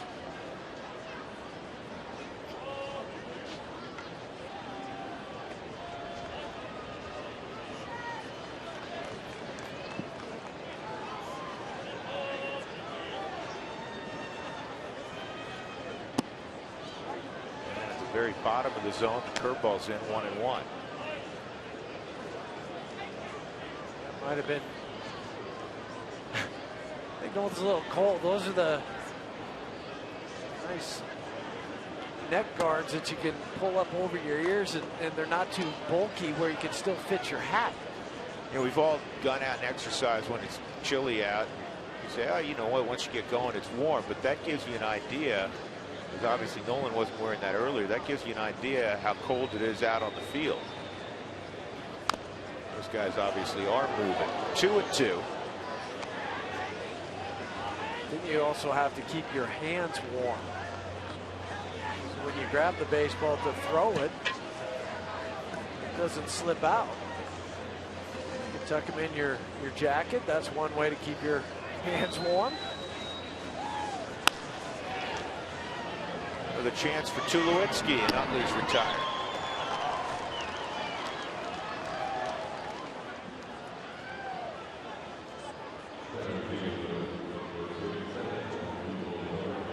Odubel Herrera, known as El Toro, so they keep that stuffed bull in the dugout. And Herrera at the plate, a sacrifice to single. What was it last year? The Dodgers that had that bubble machine? Yeah, that was clever.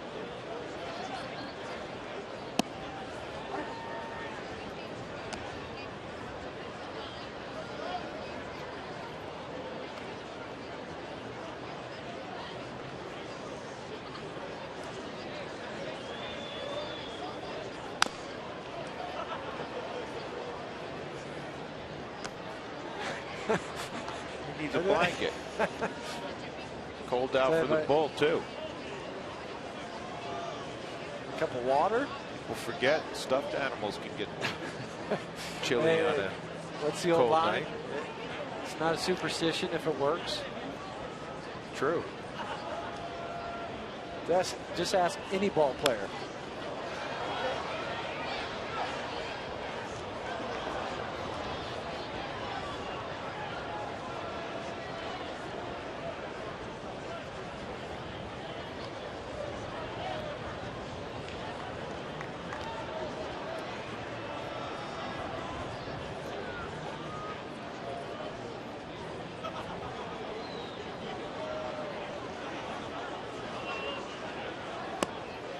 Check him. Nope.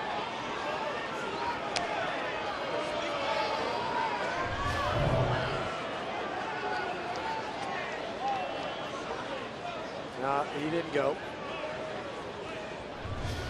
Correct call from Jerry Lane. Slider again low, 2-2.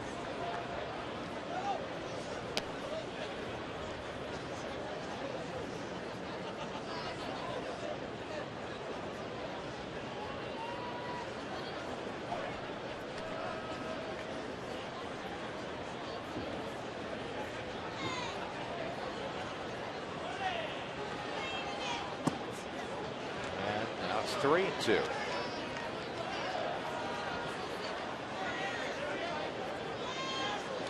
Okay, that's not Fish for the ball down.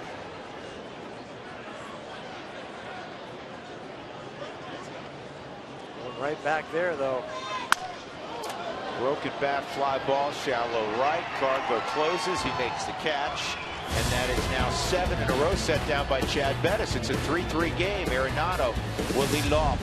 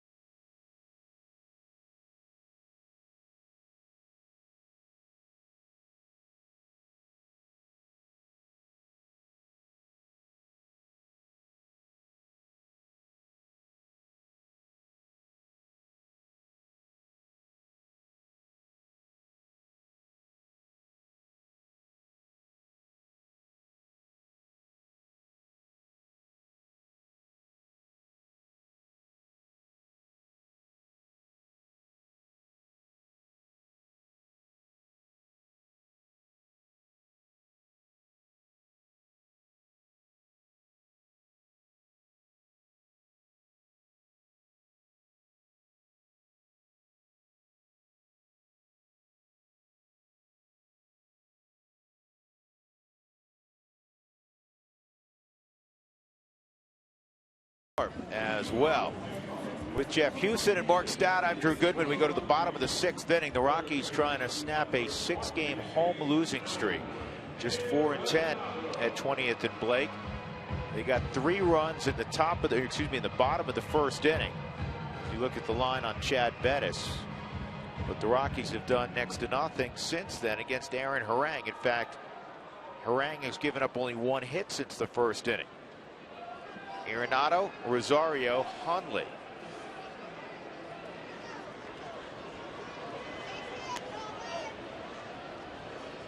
Rafael Betancourt up for the Rockies in their bullpen.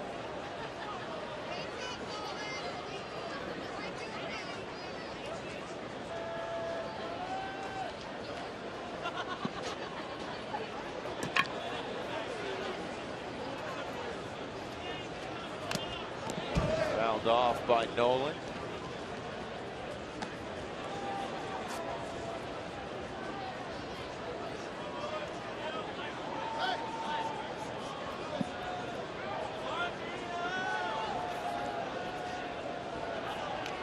Rafi's firing. He's coming in next inning.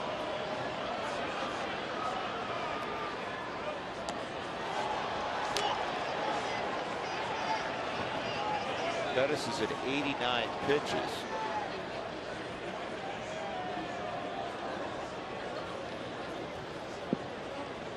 You see him standing up and with his jacket on, and Rafael warming up. I think that's it for Chad. To pretty deep right, Sizemore will make the catch as he runs up against the wall.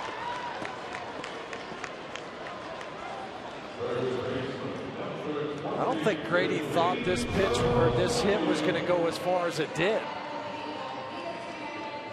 Kind of drifted going back and then came within a stride and a half of running into the wall on the Subaru Supermo.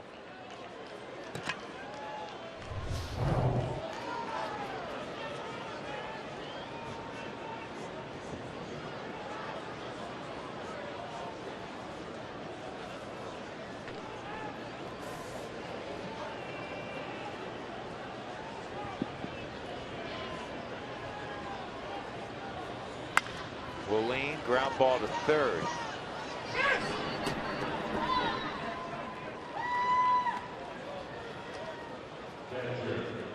Rockies lost 4-3 last night. They did produce 10 hits. Tonight, just 3.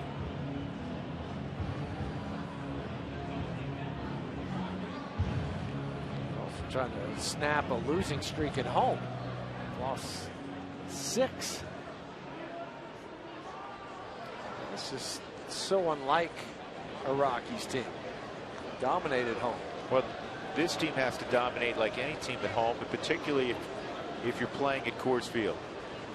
It should be, as Walt Weiss has said many times, the best home field advantage in baseball.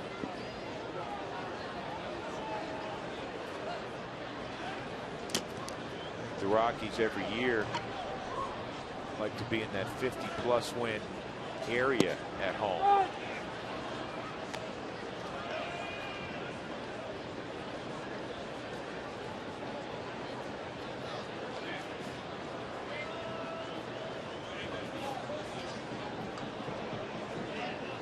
One strike on Nick Hundley, 1-1.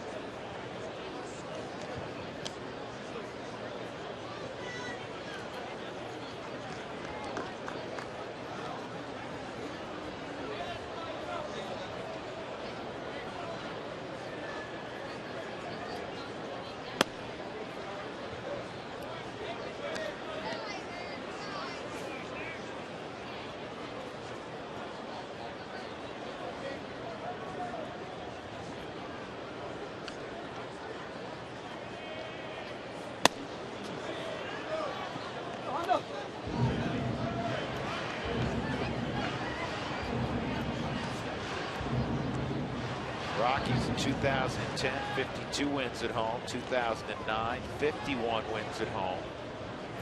07, 51 wins at home.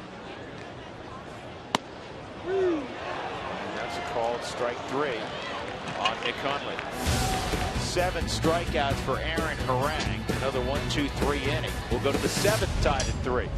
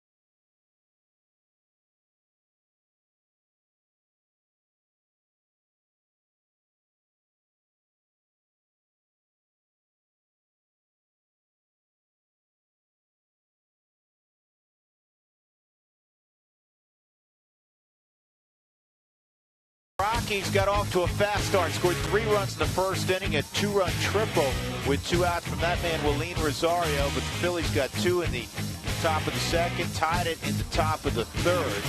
They've had 5 doubles tonight. Chad Bennett settled in. He retired the last 7 hitters he faced. He goes 6 innings, allows 3 runs on 8 hits, and Aaron Harang has thrown 99 pitches. He may be done. He's due up second this inning. Doesn't look like he's going to the on-deck circle. The Rockies will turn to Rafael Betancourt in the 7th inning. So it looks like this one, Jeff Houston, will be decided by the bullpens. Yeah, and you come in bringing Rafi in this inning. They're working at the bottom part of the lineup. Darren Ruff will probably be the pinch hitter for Aaron Harang for Rafi's 16th ball game. Not much in average against. Doesn't matter whether it's a left-hander or a right-hander. Probably doing this so you can go with the left-hander Boone Logan to face either Ben Revere or the switch hitter Freddie Galvis, and you got Sizemore, Howard. Andres Blanco in the on-deck circle. Ruiz a double to extend his hitting streak to 7 games, 1 for 2. 3-3, top of 7.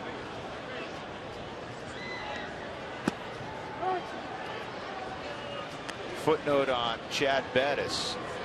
He becomes only the 4th Rocky pitcher this year, or the 4th time that a Rocky pitcher this year has started, gone 6 innings or more, and not walked a batter. 89 pitches, 64 for strikes for Chad. Good for Chad. You're going to beat me, you're going to swing the bat. That's right. That's right. The old line, there's no defense against a walk. He had 7 ground ball outs, 5 fly outs. Jake Diekman is throwing in the Philadelphia pen. Here's the 1-1 on Ruiz. Rockies had strong interest in Ruiz when he was set to become a free agent a couple of years ago. And Ruben Amaro Jr. locked him up with a very lucrative deal. This year, that was his 7th career opening day start.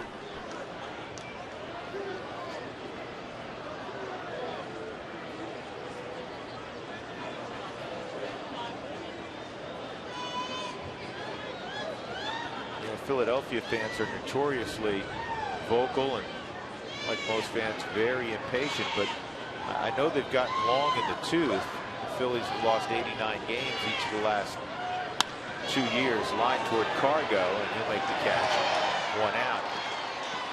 The Phillies also produced a great run of success, including a world championship, with all of the, the guys that we're so familiar with, the Ruizes, the Howards, the Rollins, who's now in LA, the Utleys.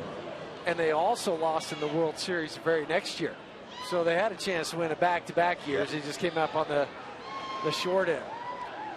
Guy you originally called on, Darren Ruff, he'll be the pinch hitter, not Blanco. Well, Ruff has more power. If Ruiz would have reached base, then they would have gone to Blanco to bunt. But they pull it back and put Darren Ruff, who hit a home run on Sunday in their game, up to pinch hit.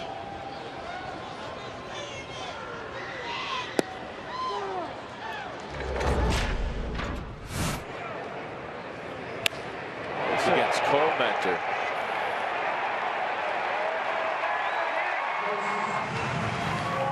Four rows deep over the plants out in left field. Ruff 1 for 6 pinch hitting. Ball and a strike on Darren Ruff.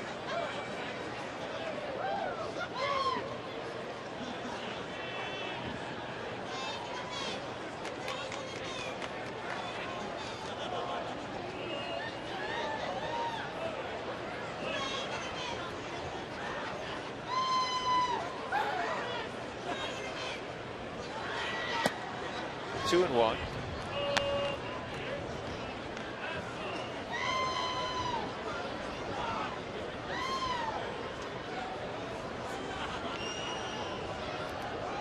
Darren Ruff, an Omaha kid, stayed home, went to Creighton, was the Valley Player of the Year, Missouri Valley Player of the Year. One season, 2 balls and a strike on Ruff. Inside, 3-1. Good service for the Creighton University. Scott Service, former catcher, his uncle is the head coach there. They've traditionally had a good program. 3-1 on Ruff, 1 out, nobody on, 3-3 game in the 7th.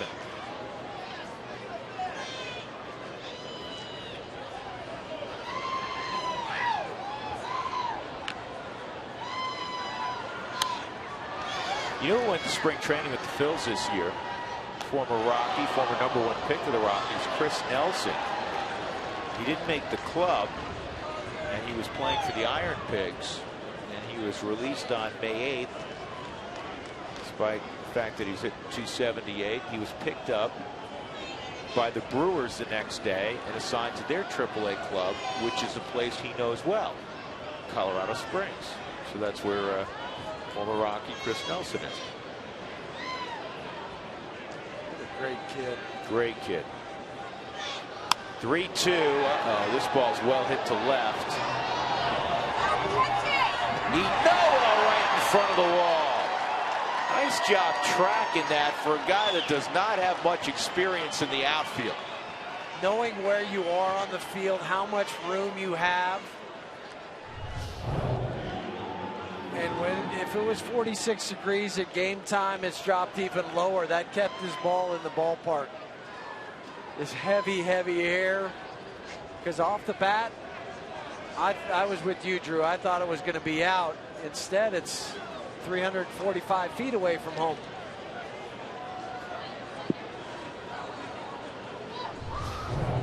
Two outs and Ben Revere, 1 for 3, single back in the 1st inning. Arenado shortens up to guard against the bunt. And he takes a strike. Ben Revere reminds me a little bit of how John Jay used to prepare to hit. Yeah, drop the hands down and then before they go back. But Revere hit 333 out on the road, 221 at home. This is chopped toward Tulo, and the hop comes up for him nicely. And a strong inning again for Rafael Betancourt. Stretch time at Coors Field. A lot of folks on the rooftop indoors. I get it. 3-3.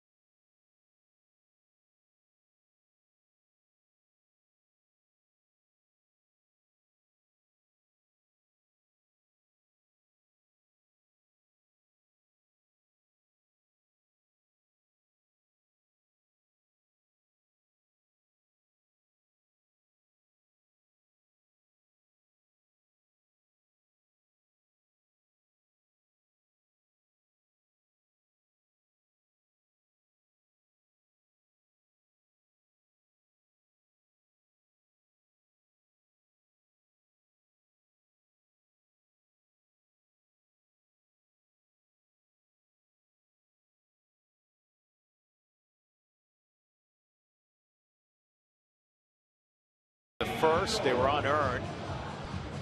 Rockies got a couple of big 2-out hits. Jake Diekman can throw gas from the left side. He's on in the 7th for Ryan Sandberg. Enoa a pinch hitter for Betancourt, and then DJ LeMahieu. He'll average 97, 98 miles an hour. Will touch 100. Last year he had over 100 strikeouts.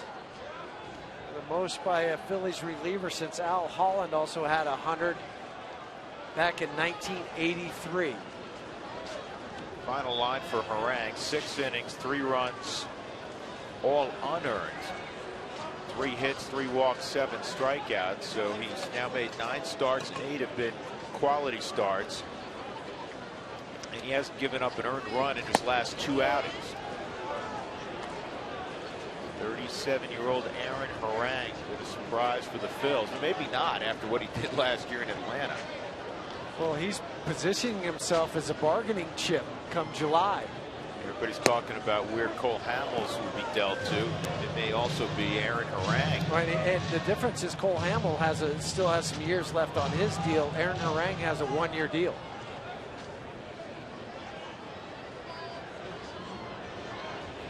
Has a high ERA, but the big R. 1-1 on Inoa, and that fastball at 96 foul back. For the first time we saw this kid, we were in Philadelphia, and we're like, yes. Whoa, where'd this guy come from? Right. Left-handed throwing that hard.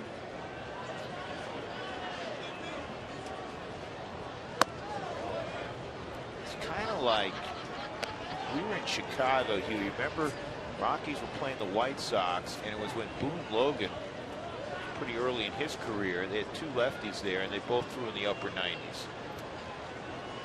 Diekman selected in the 30th round.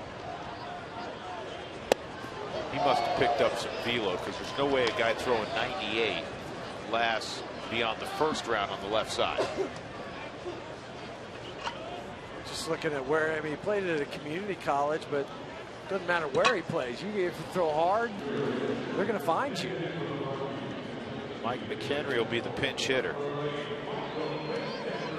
Fans, don't forget the Giants and the Rockies will play an additional game May 23rd, which is Saturday at 7:10 as part of a split doubleheader to make up their April 26 games. Get your tickets for both games today at any Rockies ticket outlet, including Rockies.com.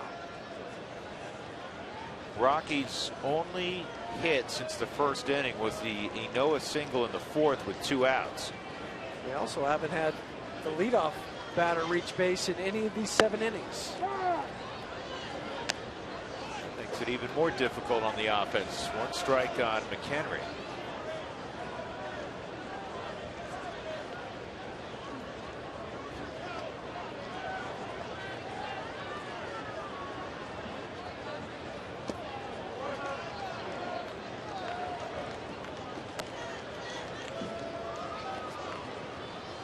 One on McHenry. Mayhew on deck.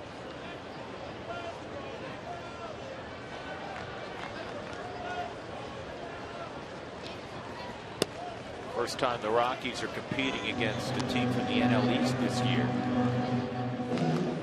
Then they'll go on and play the Phillies 7 times in the next 13 days. 4 here, and the next weekend out in Philadelphia.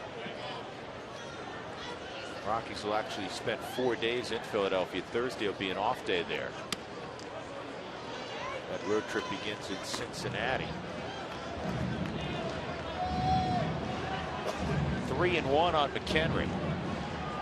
He's got a lot of pop. He runs into something traveling 96, 97. He's going to send it a long way. Called strike, 3-2.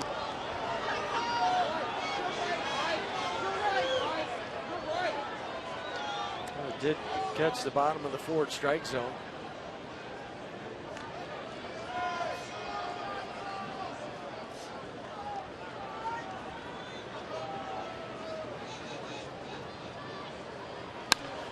Looking at the standings, Huey, in the National League, of the 15 teams in the NL starting play today on May the 19th, only 6 of the 15 had records above 500. In the East, the Mets and Nationals, the resurgent Nationals, the Cardinals and Cubs in the Central, And out west, the Dodgers and the Giants strike 3. The Dodgers and Giants playing tonight as we speak. No score in the 3rd inning. And that is the 2nd strikeout for Diekman and the 9th strikeout for the Phillies tonight.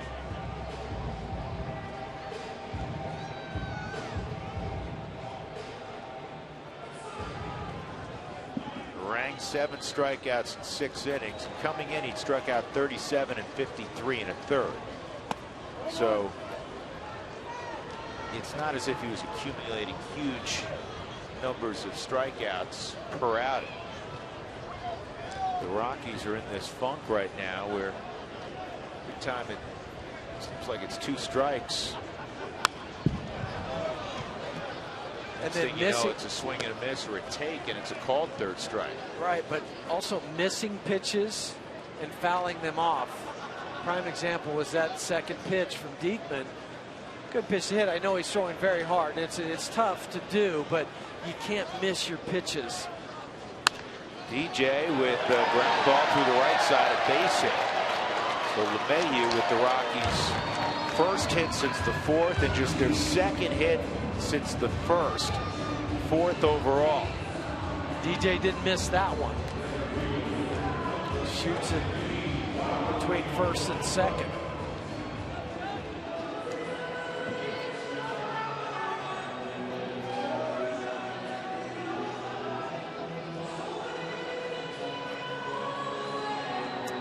If you don't already receive Hot Rocks emails, you are missing out on the best tickets deals around. The only way to receive the emails is to become a Rockies registered user. Go to Rockies.com and register today. Blackman a strikeout, a ground out, and a fly ball to left field. They could get the courtesy throw over on this first pitch. There it is. Well, it's a perfect opportunity at some point here early in the count to go first move. Giles is going to throw the 8th inning. In all likelihood for Philadelphia. You have a left on left situation. It's the top of your order. There's 2 outs. Why not try to swipe 2nd with DJ?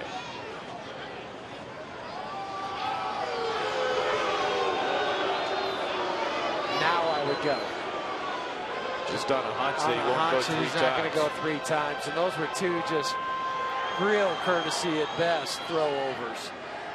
Meaning they came from the dugout. I have to do it. DJ stretched the lead a half a step, not going. But it's a slide step. Tell you what, not only was it a slide step, he barely paused. That was close. It was.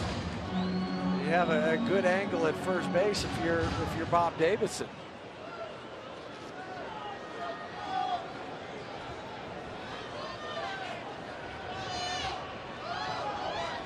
That was a good move. Picked the knee up. It's a called strike, 1-1.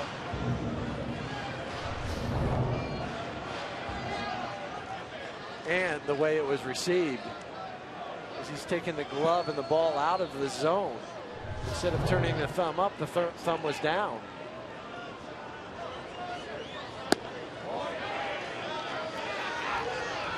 It's 2-1.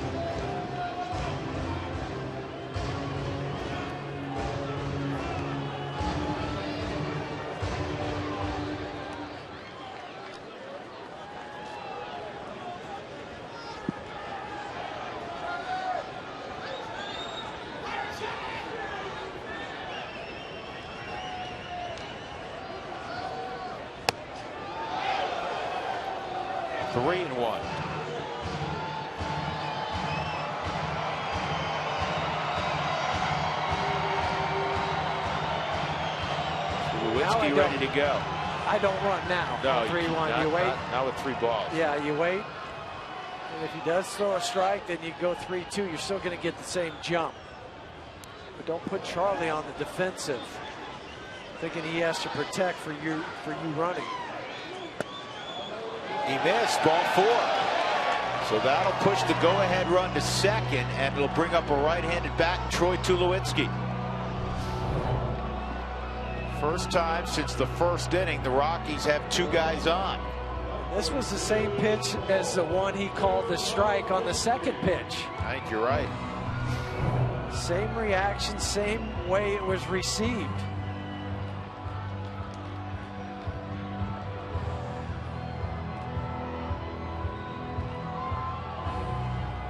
Bob McClure slowly making his way to the mound.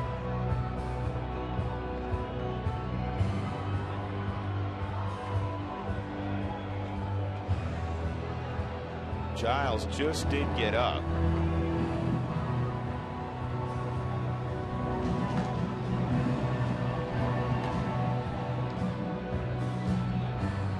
Hunter Wendelstedt, this is unusual. Usually the home plate umpires walking out there about 5 seconds after the pitching coach gets there.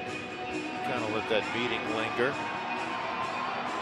Giles is not going to be ready, so Diekman's going to face Tulowitzki. Troy 1-for-1 career against Jake. Troy got off to the great start. So many of his teammates did. Troy was 6 for 12 with runners in scoring position initially, just 2 for his last 15. Get the rally towels going. Rockies 2 for 3 with runners in scoring position.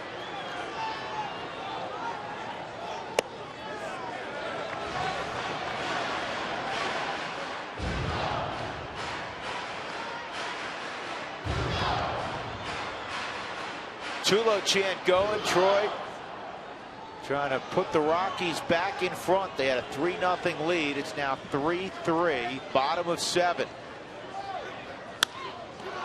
the air down the right field line. This is a long run for Sizemore. Dives, didn't get there. Fair ball.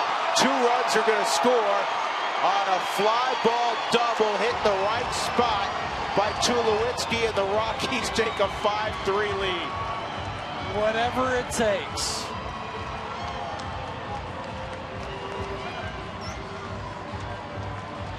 We had the 2-out hit by DJ, the 2-out walk by Charlie, now the blue double down the line. Baseball gods smiling on the Rockies here in the 7th inning. First pitch was an 84-mile-an-hour slider down and in. This time, Grady Sizemore lays out. Not close. Then he just had to hope that he kept it somewhere near his body. One of the infielders that ran out there and got it and picked it up. And Cargo hits it back to Diekman. That'll end the inning, but the Rockies come up with a pair of runs on that double by Tulowitzki. He won't apologize for it. 5-3 Rockies as we go to the 8th.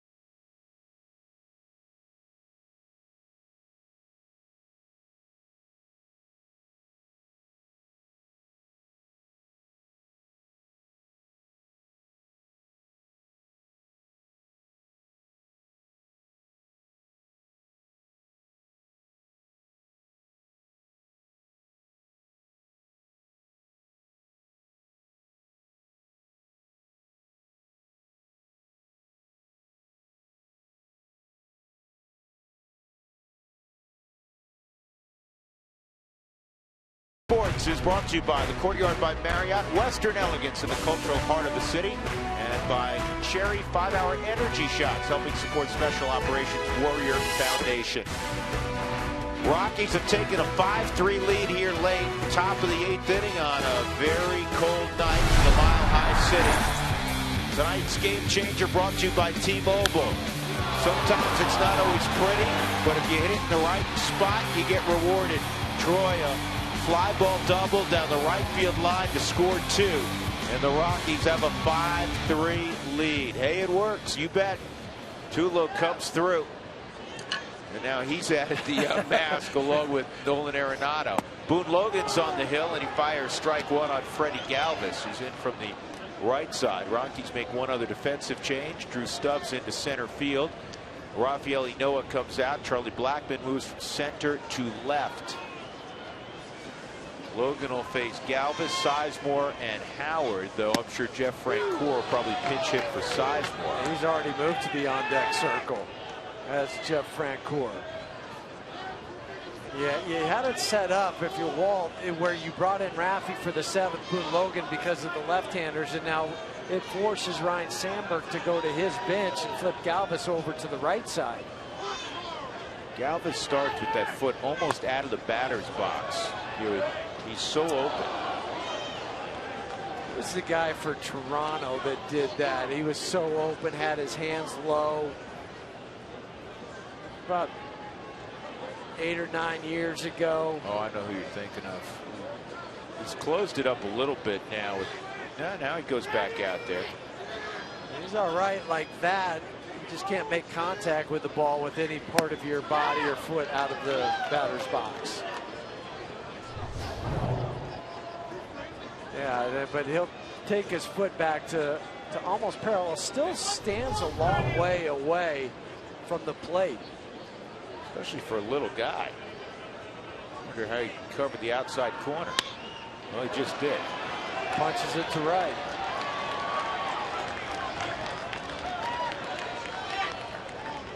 So Galvis reaches, and that'll bring up Jeff Francoeur to pinch hit for Grady Sizemore.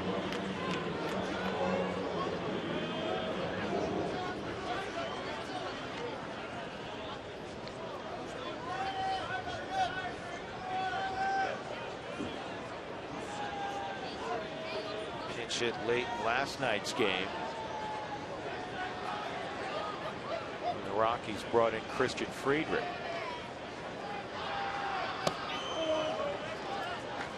I remember who it was now who stood so open. Tony Batista. Tony Batista, yep.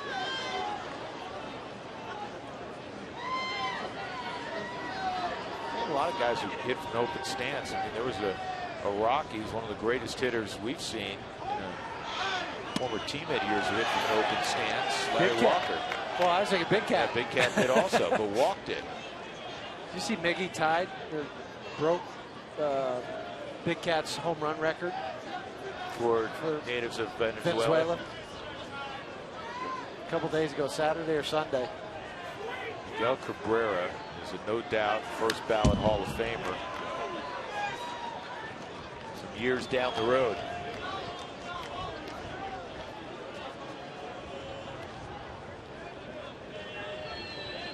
Ryan Howard's had quite a career.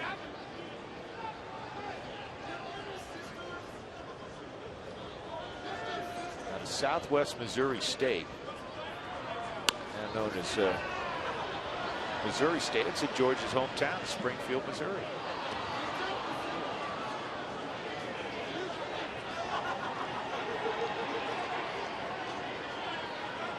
Good hustle. And then give it to a, oh. Put a jacket on, though. I was thinking this. Oh, wait, you forgot the baseball. Hey, you forgot something. Hello. Oh, here you go. Hey, you want the baseball? Yeah, okay. Francoeur reaches for one, hits a fly ball to shallow center, and look out. This one drops. And now there are 2 Phillies on, nobody out. Stubbs avoided LeMahieu, but the ball dropped between them. This was was reminiscent of the base hit back in the second inning, the bloop single or bloop double to left field. You have the infielder going back, outfielder coming in to slide. Watch on the Subaru Supermo how Drew accidentally kicks DJ in the shin.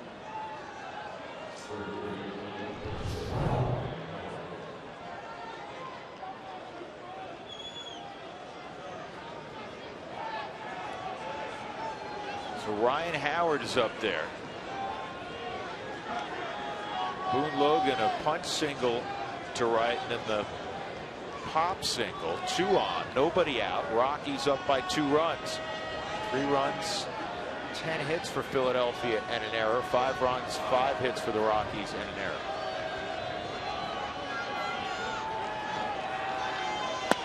Strike 1.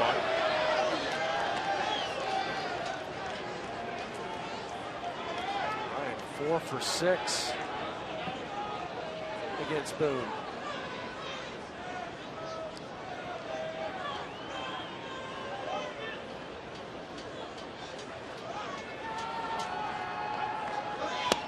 And another slider for a strike. Howard's picked it up last 14 games. He's hitting .375. 0 for 3, a couple strikeouts tonight.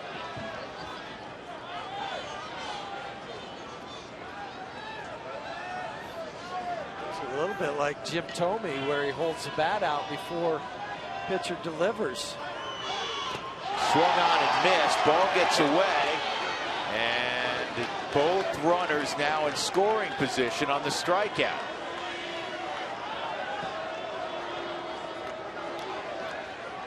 Well, the Rockies have made it so tough on themselves, even on a night with a lead.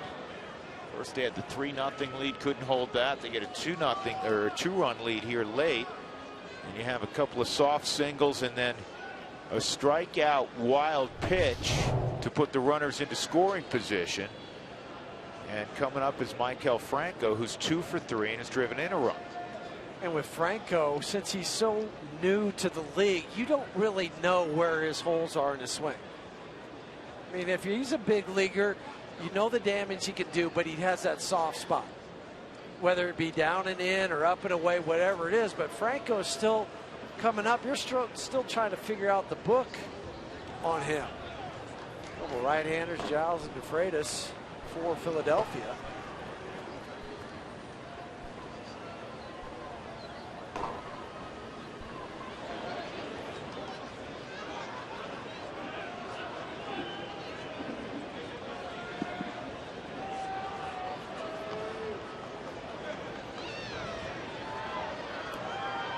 Another left-handed bat in Utley on deck. 1 out, 2nd and 3rd. And that is a base hit, and that's going to tie up the game. You got to be kidding me. Unbelievable. It really is.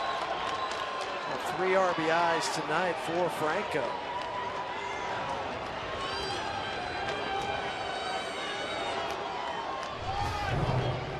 Give you a chance to figure out where his hole was. You come inside. I mean, that's the first area that most hitters can cover. Yeah, how big's that wild pitch on the swinging strike out? Sure, because both runs wouldn't score, just one.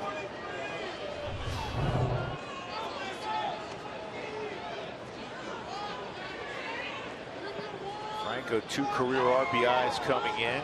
He has 3 tonight.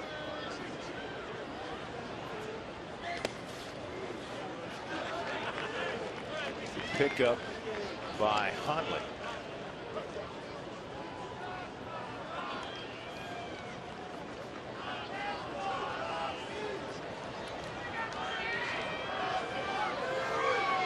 Utley drove in a run with a double to right center in the 2nd, 1 for 3.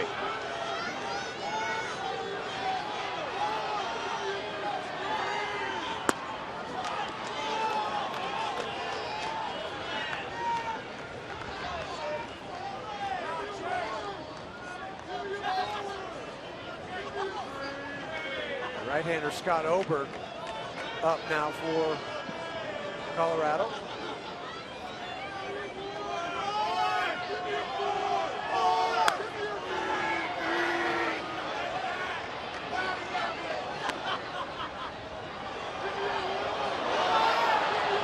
too much. It bounced from the first deck to the second deck.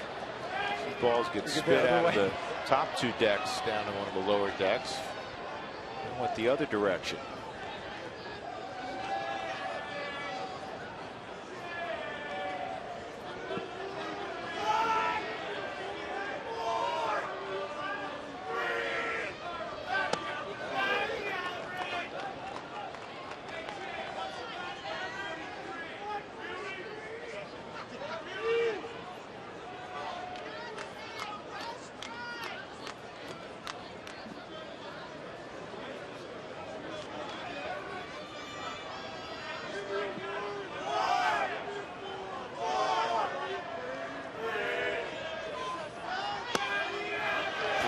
In there, 3-2.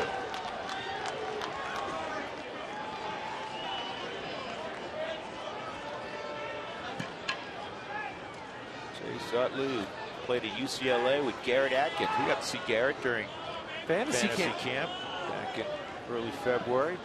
Looks good. Tito were coaching together, Brian Fuentes. Yeah, and that misses. So Logan just walked a left-handed batter and Chase Utley to force the go-ahead run to second base. Let's see what Walt does here. Dubal Herrera coming up. Yeah, he'll leave him in to face this left-handed hitter. Scott's ready. This will be it, you would assume, with Carlos Ruiz on deck.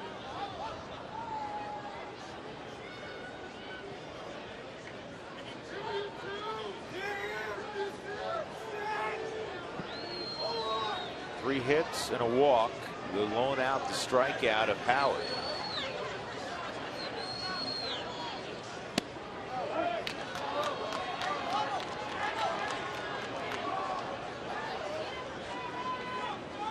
Every time the Rockies had scored, Philly countered. 3 in the first for the Rockies.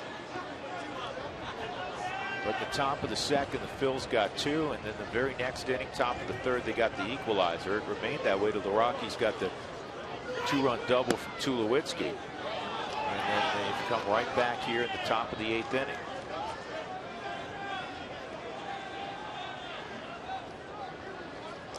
Boone's 22 pitches into this relief appearance.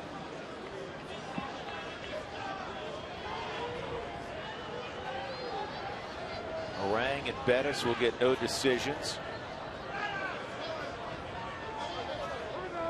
Betancourt just lost an opportunity for a win. And Jake Diekman spit the hook for the loss. Philly came in to this season or into this game at a .231 clip with runners in scoring position. 4 for 11 tonight.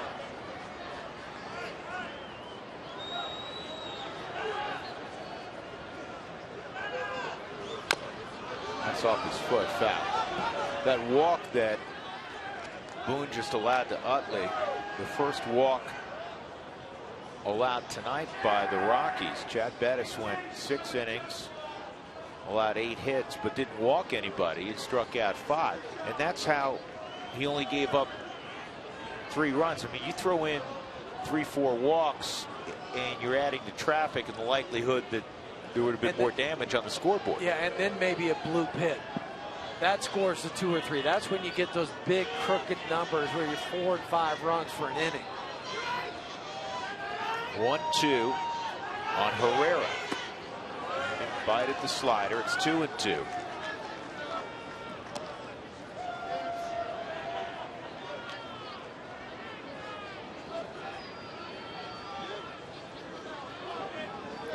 Doesn't walk very often. 143 at bats. He's walked 5 times. 37 strikeouts.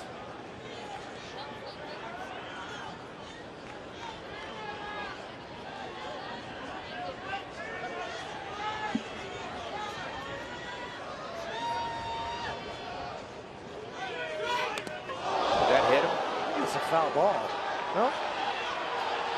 Home plate umpire Hunter Wendelstedt said he got hit with it. Sounded like it was on the end of the bat. Sounded like a foul ball. He's playing along, if he didn't, by shaking his hand. Nick is saying, come challenge this. That hit the bottom of the bat. That hit the knob.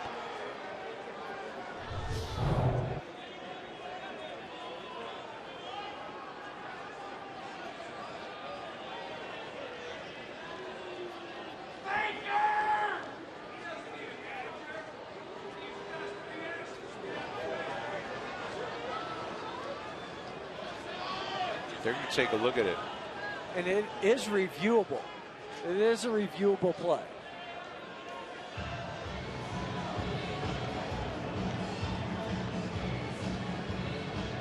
Time for a Subaru review. Whether you're on the road or at the game, everybody could use a second set of eyes.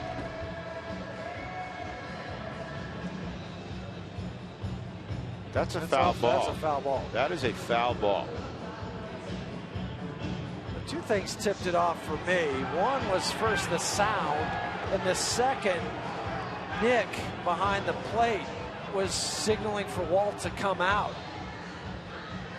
Just listen.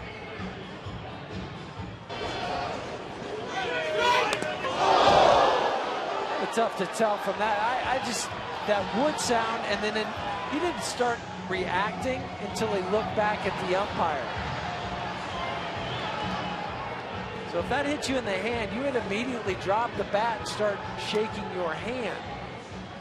He dropped the bat, but he shook his hand a couple seconds later. Watch when he shakes his hand. Right there, he's on the ground. Nothing's wrong. Oh, now it hurts. Oh yeah, that's right. That's right.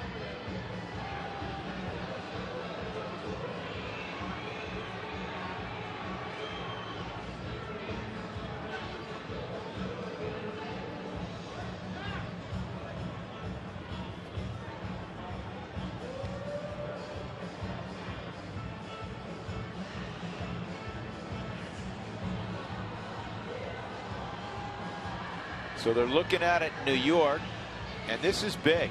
Talking about the bases loaded one out versus first and second, and a chance still to get Herrera for the second out. Jerry Lane will let us know. He's saying he's going to stay at first. Okay. I give up. Me too.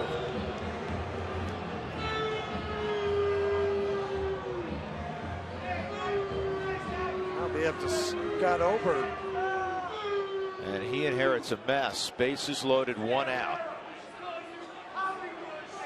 5 of the 6 hitters here in the 8th inning have reached against Boone Logan. 5-5 in the 8th.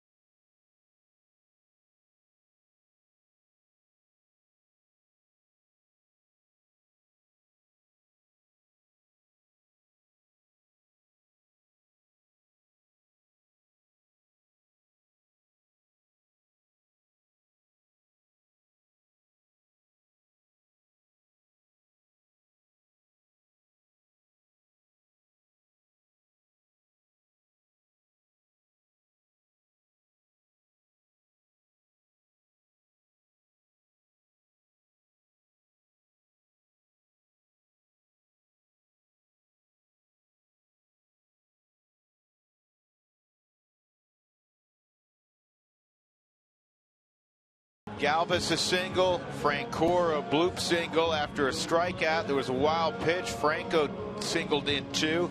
Utley walked, and then Herrera was hit by a pitch. It was upheld after the review. Scott Oberg looking for a ground ball to keep this a 5-5 game. Well, he was showing a lot of confidence on Saturday night out in L.A.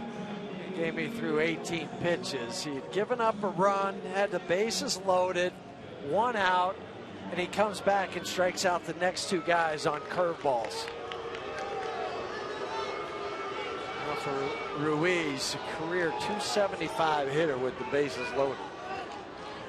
But a prime Double DP play. candidate if you can get a ground ball. He hit into a 6-4-3 in the 4th. Hard throwing Scott Oberg. Goes slider, looking for Ruiz to hit the top half of the baseball, but it was low. Ruiz a double on a hard ground ball down the first base line in the second inning that scored a run.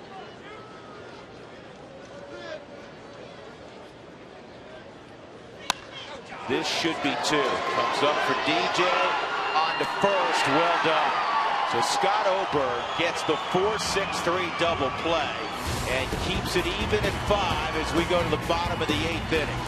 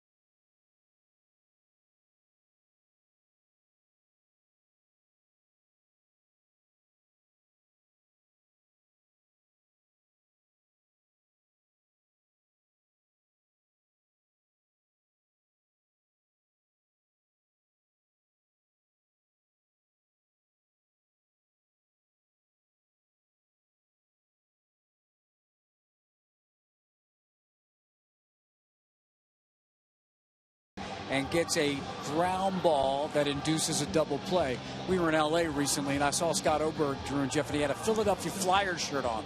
And I said, are you a Flyers fan? He's like, well, sorta. And I said, are you from Philly? He said, no, I'm from Massachusetts, Boston area, Tewksbury. And he went to UConn. I think, Jeff, you know that. Yes.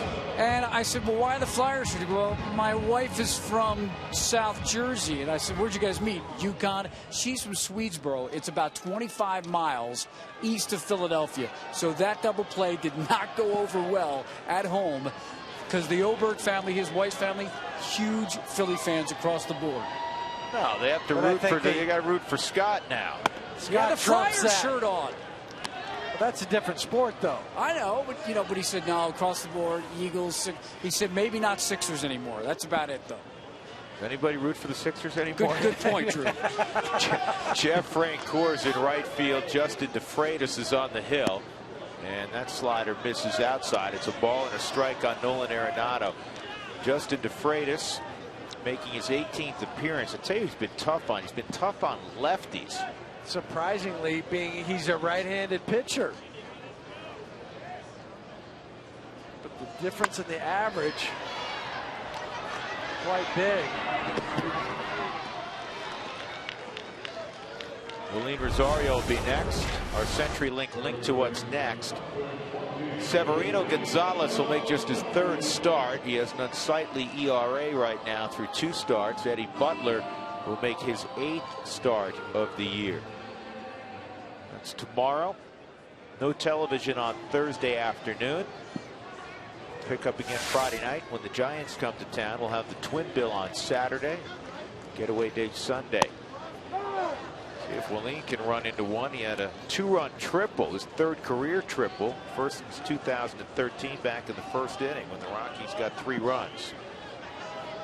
The ensuing at bats, a strikeout and a ground ball to 3rd. John Axford will throw the 9th inning. Whether it's tied or the Rockies can take the lead. Shots by Francoeur, and they're 2 outs.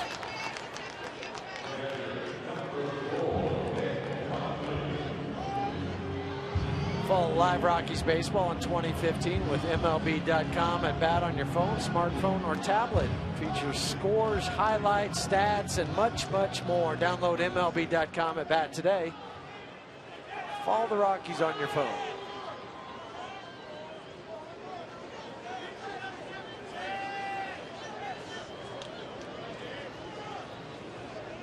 Nick's got a couple home runs. Takes a swing and misses. RBI single for Nick in the 1st. Average right at 300 for Hundley. Couple home runs, 10 driven in, and Ben Paulson has come out on deck.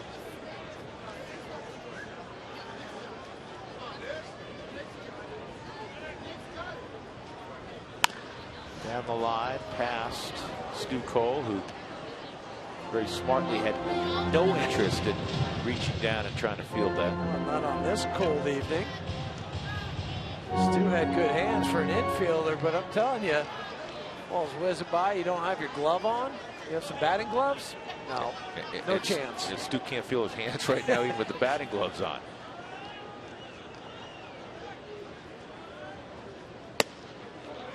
One and 2.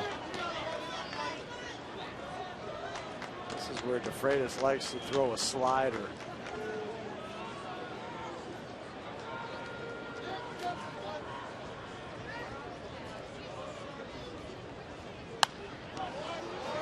With the fastball. Afraid that he'll drop his slider when he does.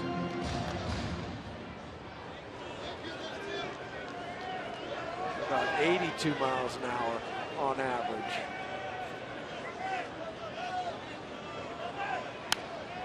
Good swing by Nick.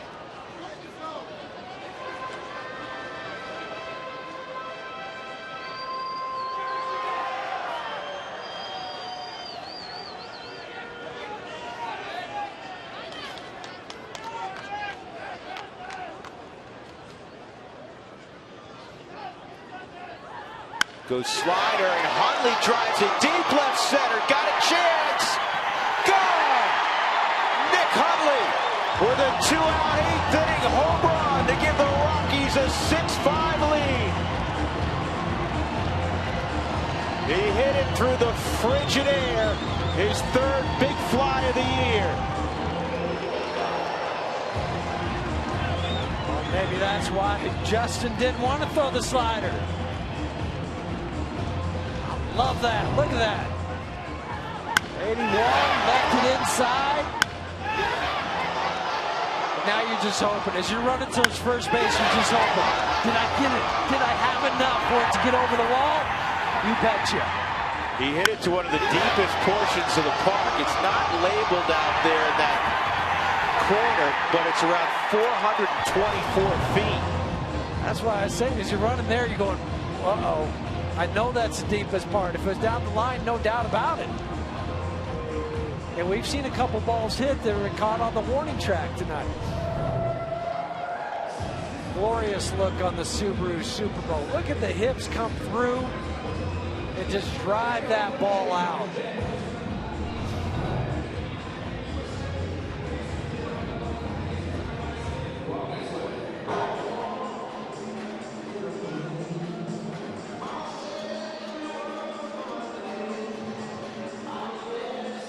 Huge for Nick Hundley. Rockies had a 5-3 lead. They coughed it up in the top of the 8th. And Hundley with a great at bat against Justin DeFreitas, and he takes him deep. 6-5 Rockies in the 8th. Here's Ben Paulson. Just got called back to the big leagues today, up late last year, and he did very well. 317, 4 home runs, 10 RBIs in 31 games. Called up when Corey Dickerson was placed on the disabled list this afternoon. And a base hit for Paulson. Welcome back, Ben. He may get 2 out of this. He's going to try. And Paulson long strides it into second with a double. For the approval of Nick Hundley. Ben is back. Nothing to it. You come back. First pitch hit you have. Drive a ball into the left center field gap. And knowing where Herrera is playing and how far he has to go, you say, well, I'm going to take a chance to get into scoring position with 2 outs. Be aggressive. You have the lead. Ben did exactly that.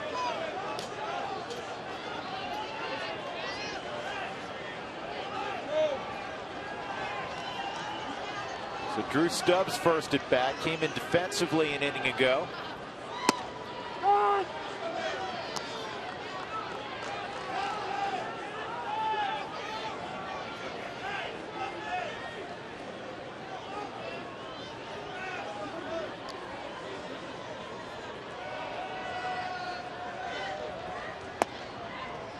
It's a little inside, a ball and a strike.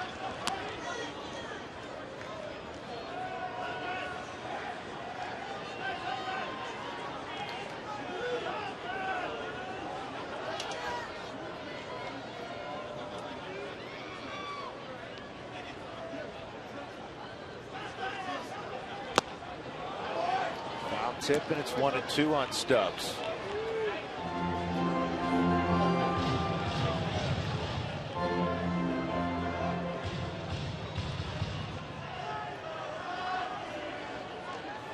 Paulson at second, doubling after the home run by Nick Hundley.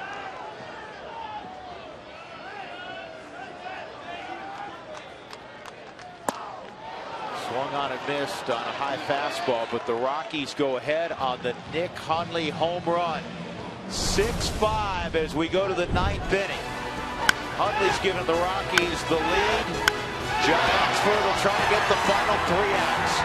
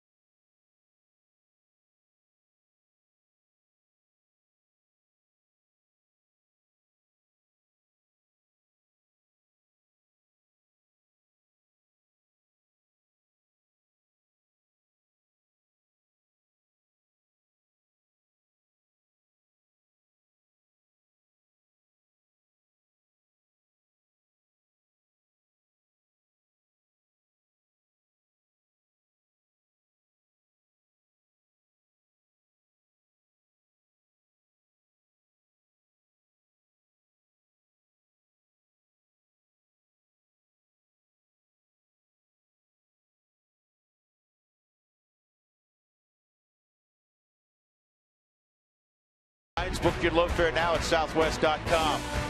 By Mike Shaw Subaru, always our lowest price in sales and service guaranteed. And by the Colorado Lottery, expect the unexpected.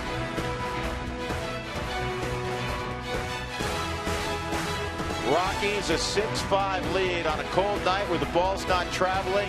Nick Hundley said the heck with that. Jenny, hit one close to where you're situated. That's exactly right. That's why on the Toyota postgame show we're calling him Hundo's Heroes. He got ejected yesterday, then ejected the ball in the game today for the 6-5 lead that the Rockies currently have. We're going to talk a little quality uncontrolled. It was a quality start from Chad Bettis, but the bullpen couldn't follow that up right away. Luckily, they have the lead going into the 9th. But guys, It's freezing out here. I'm glad to see you have your gloves, though, Jenny. I do. I had to break it. You guys always wear your gloves. Yes, I make fun of you. Right. I broke down. Thank you. I broke down. You're welcome. We'll also get you in the clubhouse. Lots of good stuff coming up, hopefully with the Rockies win. Sounds good, Jenny. Cesar Hernandez is going to lead things off the bench for Philadelphia because it's 9-1-2. John Axford is on the hill. Ben Paulson has come in defensively at first base. Far more experience there than Willeen Rosario, so Ben stays in the ballgame. Cesar Hernandez against Big John Axford. Not too many save chances for John, but when he's been in there, he's been money. 4 for 4. This will be his 9th ball game. And Hernandez pinch hitting. 3 for 13 as a pinch hitter. It's like the Marine layers come in. It's made its way like from San Francisco. Yeah.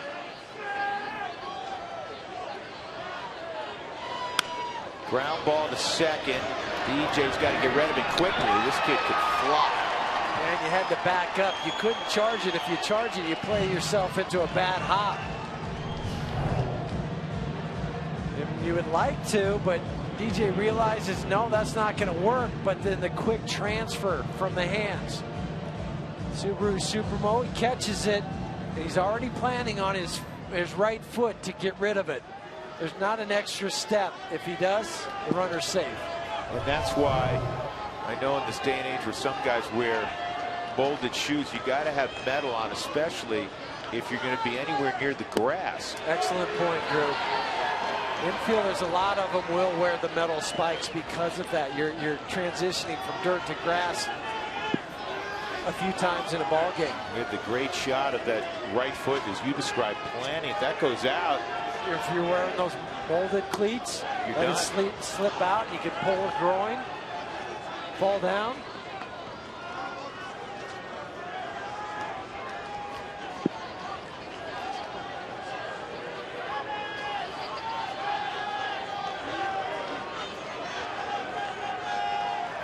On Revere, another chance, a much easier one. That was a cleaner second hop, 2 outs. 1 out away. Who wants tacos? Fans, follow @RootSports_RM on Twitter to receive alerts for the Rockies taco special when the Rockies score 7 or more runs in a ball game. 2 outs, nobody on. Freddie Galvis will be up. Their leading hitter. He's 1 for 4 tonight.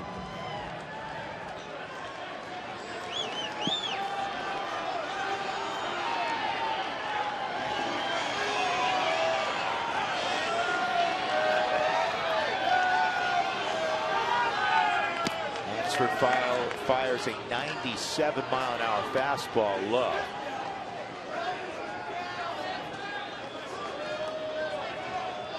Expecting Sherlock Holmes to wander around the corner anytime. It is really misty now. Just started the last 2 minutes. Swung on and missed. It's 1-1. Hardest thing for a closer when you don't get the consistent work is to stay sharp. It hasn't been a problem for John. He's figured out how to do it.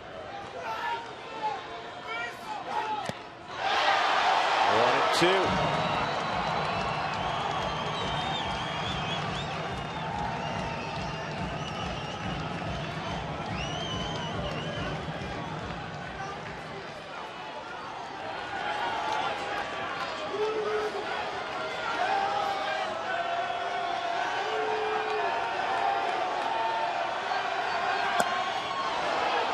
Bit high, 2-2.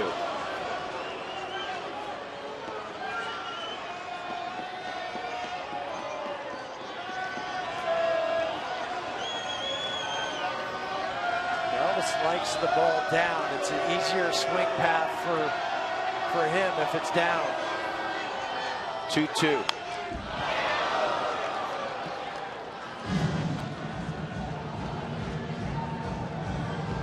Found there aren't too many diminutive players that like the ball up. No, but with the guy that chokes up, too. He's just trying to slap it. Yeah. Hard for them to even anything from the belt up.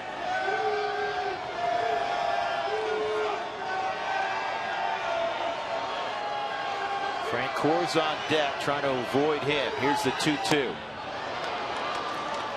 3-2.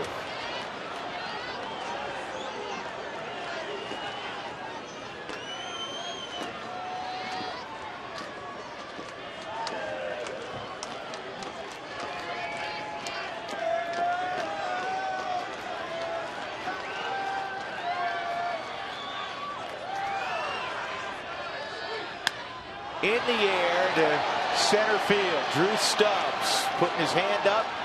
He's got it, and the Rockies prevail 6-5. They had an 8th inning lead. They gave it away, and then Nick Hundley goes deep. And the Rockies win it 6-5. They snapped the 6-game home losing streak. John Axford's perfect 5 for 5 in save opportunities. Scott Oberg got the 2 big outs on that double play ground ball. When he came in with the bases loaded, he gets the victory. He's 2-1. Justin DeFreitas takes the loss. He is 0-1. Our Jimmy John's delivery of the game. Nick Hundley, 2 outs, nobody on, nothing happening in the bottom of the 8th inning. The Rockies held to just 4 hits, and he goes deep. His 3rd home run of the year, and that provided the Rockies with the winning margin tonight. 6-5 Colorado on a cold Tuesday night at 20th and Blake, but it will be a very warm and happy Toyota postgame show. Here's Jenny. Thanks, Drew. I think a win will heat things up out here. Philly doesn't have a hand to hold the microphone. We got gloves on. We're going to have some fun because the Rockies get a big win thanks to Nick Hundley. We will hear from him Nick Hundley. Many more coming up on the Toyota postgame show.